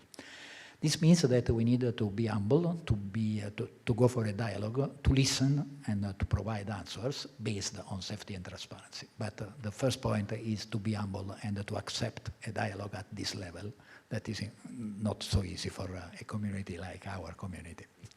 Rosalinda, you wanted to answer as well? I mean, I think basically my grandmother used to say perception is reality. So I think the first thing that we really need to do, and this is in line indeed with what you said, I think we need to, dispel certain myths. Because I think there is still some myth, like nuclear, it's completely dangerous, a lot of waste where we don't know what to do with it, risks of proliferation, etc. And I do think that the world has evolved tremendously in the last 20 years, including in Europe when it comes to the regulations, the rules that we have in place, and also the progress we made through research and innovation. So I think that's the first thing that is extremely important, that we communicate very clearly on a factual basis, and I think already there we can do a lot by dispelling some of the myths that maybe were true a long time ago, but have in the meantime been overtaken by events.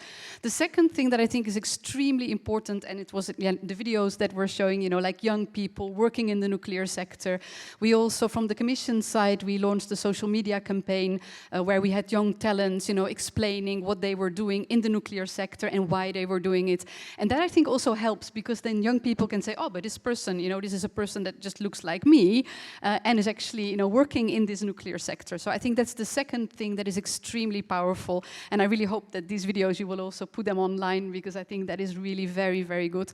And the third thing, I think it would also be great if we could have some celebrity ambassadors for the nuclear jobs. And I remember, I think it was last month when there was this documentary, Nuclear Now, by Oliver Stone, and I think, it did create a buzz. So I think if we have more famous people that also speak out, not only documentary makers, but I think that definitely would make our case as well. So if anybody has the telephone number of Leonardo DiCaprio, I would be really happy to pass him a call to check his feelings on. I know he loves biodiversity, but maybe he'll also love nuclear too. Yeah, I'm trying to think of pop stars who would be well placed to do this. I'll have a think on that. Let's go ahead and play the next video question that we have.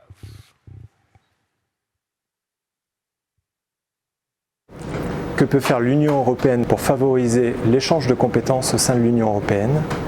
Et pourquoi pas un Erasmus nucléaire? So the first part of that question I'm going to put, let's see, I'm going to put to, who's best placed to this? Jadwiga, let's have you answer this again. The first part of the question, and how we make sure we have a good exchange within the nuclear sector. Sorry, the microphone? Okay. Thank you. I think that internationality of the nuclear competences is really the key. Right now we have such a diversity of professions in all the spectrum of nuclear activities that maybe there are some countries, but really not many who are able to provide all the spectrum of professions and competences in that.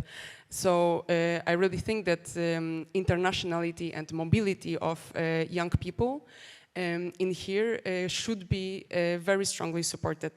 And if I may just come back to the second part of the question, because it's also related kind of to my experience myself.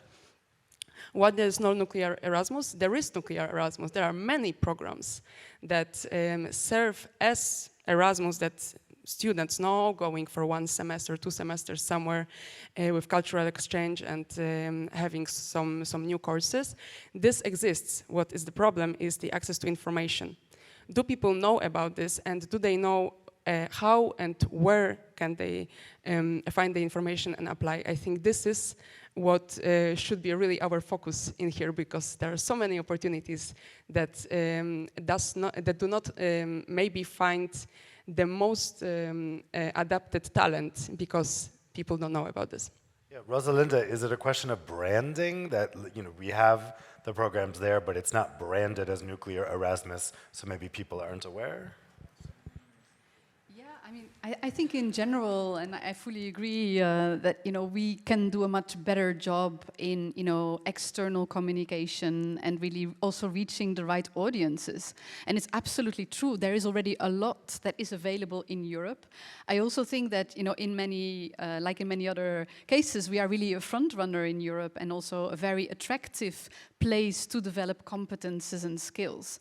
But I mean, I also think that we have a lot of collective power. I mean, if I just look, you know, in this room, I think if we would all use, already to start with our social media channels, I think we could, you know, reach a really, really huge audience.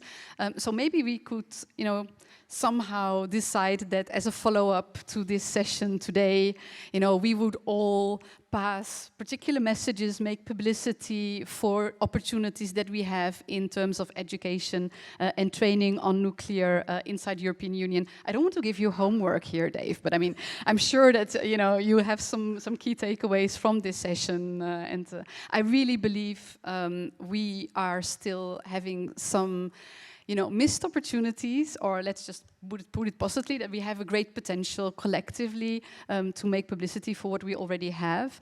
I also think it's really great that, at least from the European Commission side, I think we're really showing a longer term perspective here. We have a very clear ambition for Europe when it comes to climate neutrality. And of course, it's true that both on education and on energy, you know, it's up to the member states in the end to decide what will be happening. But I do believe that we give a very clear direction. And when it comes to skills development, this is an integral part of our Green Deal industrial plan. So I also think there, you know, this longer term perspective, so there will be, you know, job opportunities, it will be growing, you know, and I think that's also very important to provide this perspective. Torbjörn. Yeah, just for sure, I would really appreciate some kind of nuclear academy or some kind of European, let's say, support for education program, but I don't think also we have to wait for that. I mean, you actually mentioned the Nordic Nuclear Trainee Program, and I'm very happy about it because I feel like the father of that program. I initiated the idea a few years ago, and it's based on 4 nuclear operators, 2 in Sweden, 2 in Finland, work together, receive young professionals, recruit directly from the market or people newly employed in the company. During 1 year, they get a very interesting, very good overview of what job opportunities there are in the nuclear sector. They visit a lot of plants and so on. And it becomes kind of international as well. So I think there is a lot we can do without even involving European Union. But of course, as I said, I would definitely appreciate a European level program as well. Okay, let's play the next video question from a young person. Does the nuclear sector know its future skill gaps? and what EU policies help address these gaps effectively? Two young people. So Torbjorn, I think, could you tell us, is there a plan in place, a strategy in place, or a study in place where those skills gaps have been identified and how they will be addressed? We have done work within Vattenfall since we are looking into both lifetime extension of existing units and also a new build program. We have carefully examined the market, not only the competences we have ourselves, but also looked at the whole supply chain. And of course, we see that in order for Europe to dramatically expand the nuclear capacity within the next 20 or even 30 years, supply chains will be challenged. And there is clearly a gap of competences and resources. Many of these gaps are not even nuclear specific, I would say. I mean, look at welders. We need welders all over the place, electricians, electrical engineers, civil engineers. So there are some gaps which are also universal, not only relevant for the nuclear industry, but yeah, these gaps, I would say, are identified especially for the Swedish example. Then the question is what to do about it. And here I think we need to work together with governments, local governments, with different kind of educational institutes, hopefully also on a European level. But I think this is something that whole Europe feels already now, already before this nuclear renaissance starts.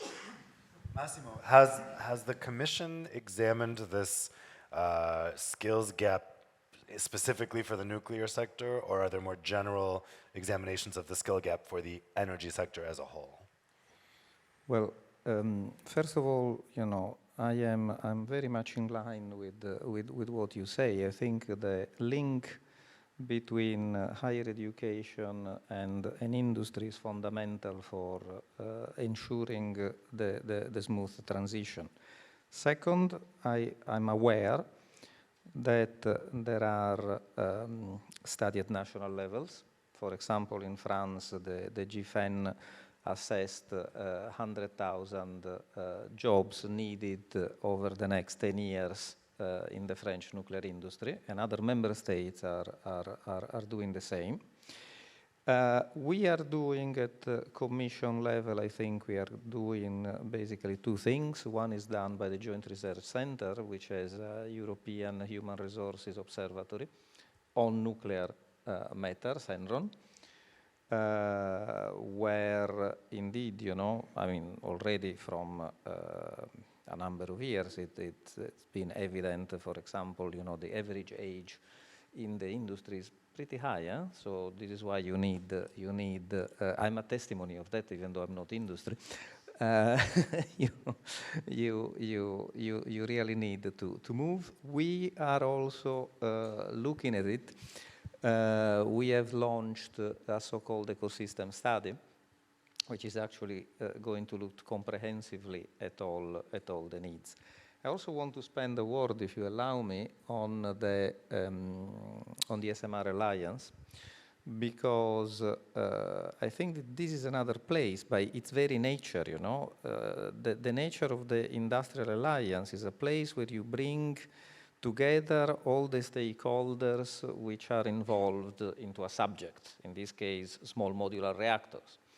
So you will end up having the possibility of confronting, when you look at the different subjects that are discussed, of confronting the needs of industry with the presence of administration, public administration, with the presence of research institutions and so on. And this in itself gives the how can I say, the sauce that you put on your meal, you know, in order to make sure that you understand what is really needed to bring out from all this. So the short answer is yes. We are looking at this, and we are looking at this theoretically or through studies and so on, but also practically by effectively engaging with the people. Yep.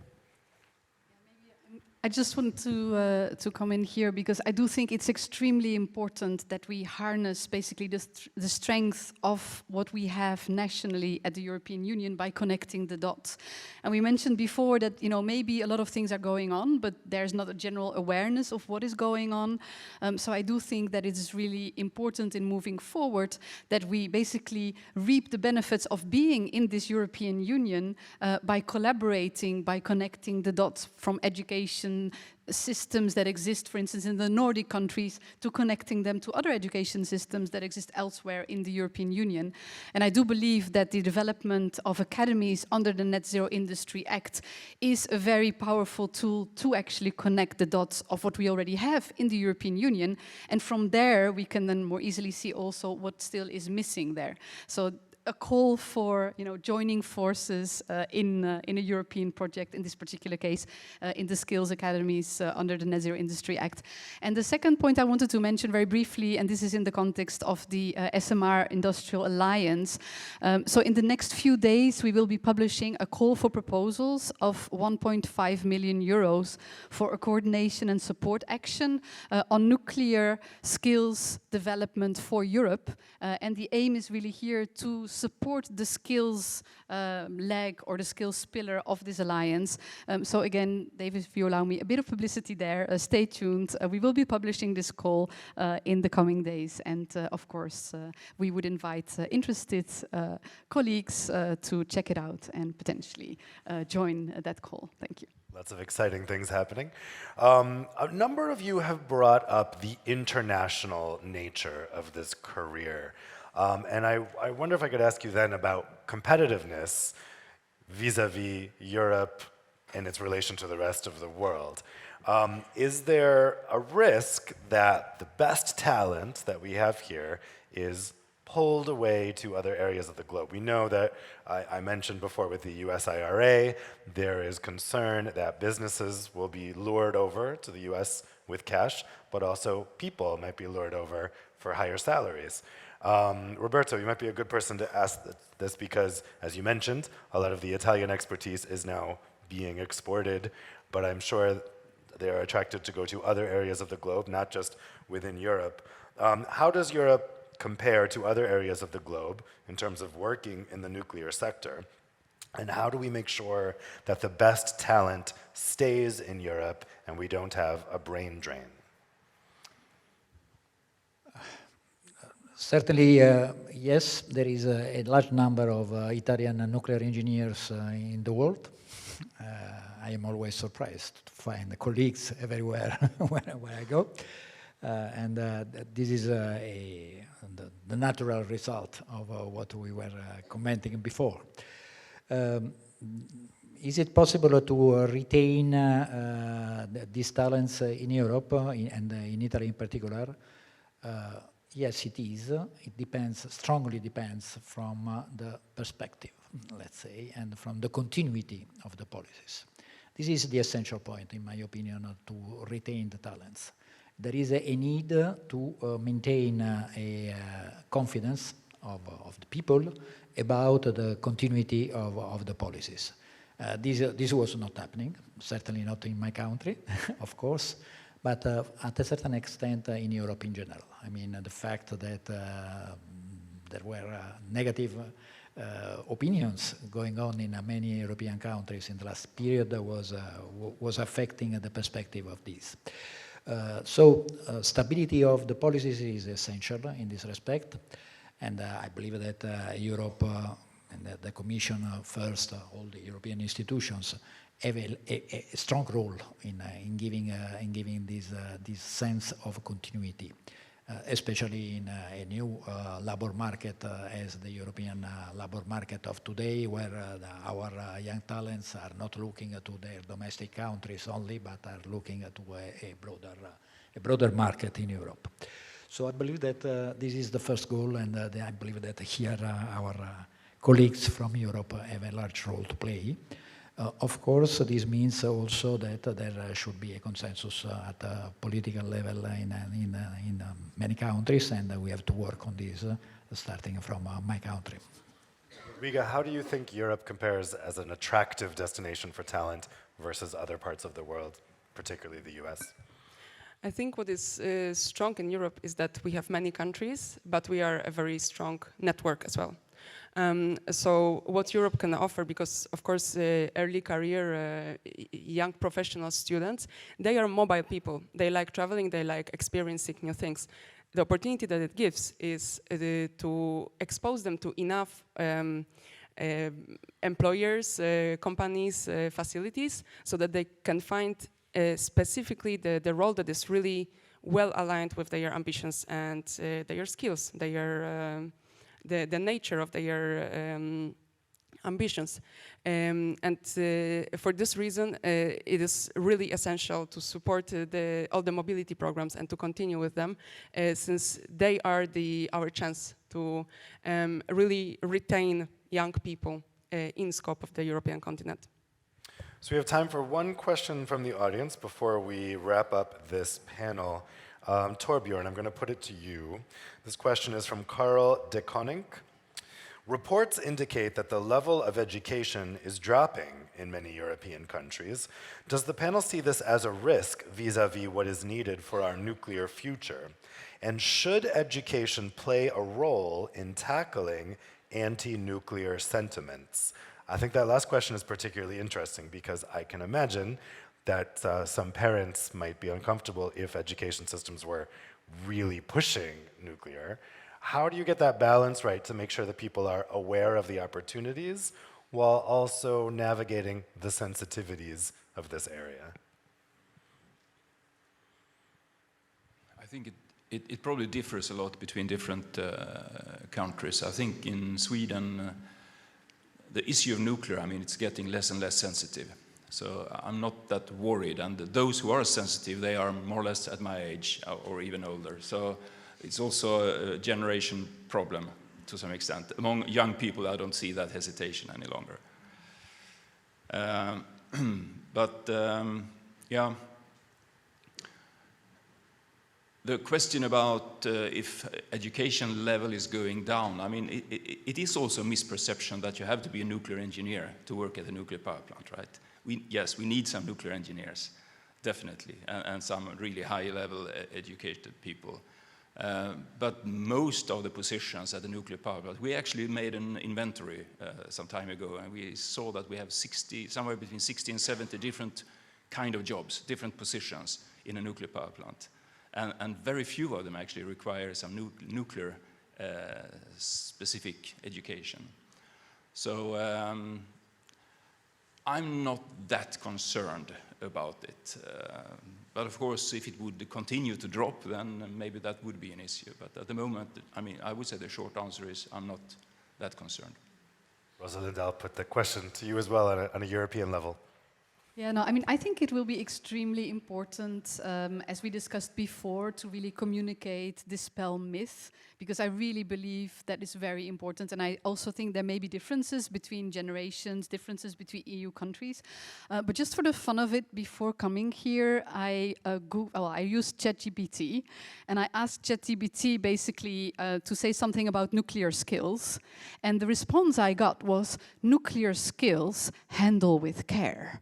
So, I mean, that to me was extremely telling, and I really hope that, you know, if we ask ChatGPT in 5 years from now to say something about nuclear skills, that it would be maybe a bit less tainted, because I was quite surprised and I thought it was really, really telling. So I think we still have a way to go to change the mindset of the general public you know, about nuclear and nuclear skills. Roberto, did you want to come in also? Not a comment on this, but a reflection on the previous question. By the way, how we attract the talent here in Europe from US. There is a point that perhaps it's worth it to add, that is to the industry and to the institutions, to have significant innovation programs that are transnational innovation programs is something that is very attractive for young people, very honestly. This is something that usually US does in a very good way, and we need to improve on this. So innovation, common innovation programs that could facilitate mobility, not only of students, but also of teachers and stakeholders are an important asset to consider. Yeah. I think that, you know, what I would like to say on this is very simple, is that you need the projects and the facilities. If I look, for example, and I'm sorry, but I will also use the country that I think I know best.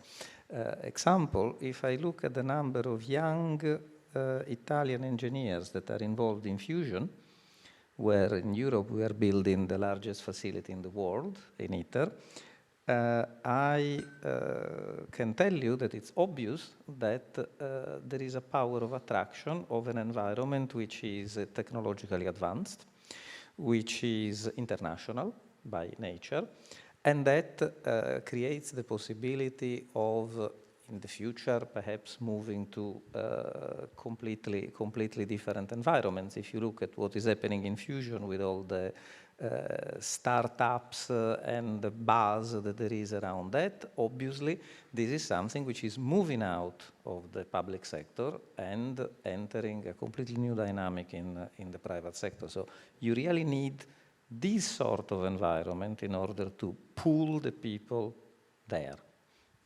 Yep, that makes sense. No. Massimo was just going to the point that I had in mind when I was talking. Well, I want to thank all of the panelists for some really interesting interventions. I think you've also all given us some real actionable things to do. We've been given our homework by Rosalinda to go out there and really spread the word on what a career in the nuclear sector really means. So how about a round of applause for our excellent panelists?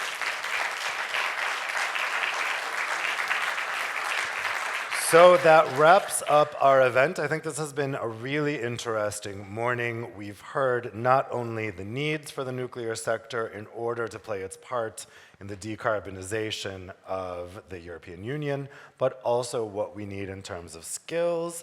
I thought in particular the intervention of Commissioner Breton was quite interesting because you can see a shift in thinking within the Commission quite recently on this, and he seemed fairly confident that that will continue in the next term. We'll see.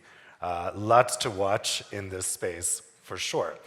For those of you in the room who are journalists, we're now going to have the press availability for this with the CEOs. That will be up on the first floor, so you just go up to the first floor for that. And for the rest of you, you now get to enjoy a networking lunch straight out these doors. So I wish you an excellent lunch and an excellent rest of the day.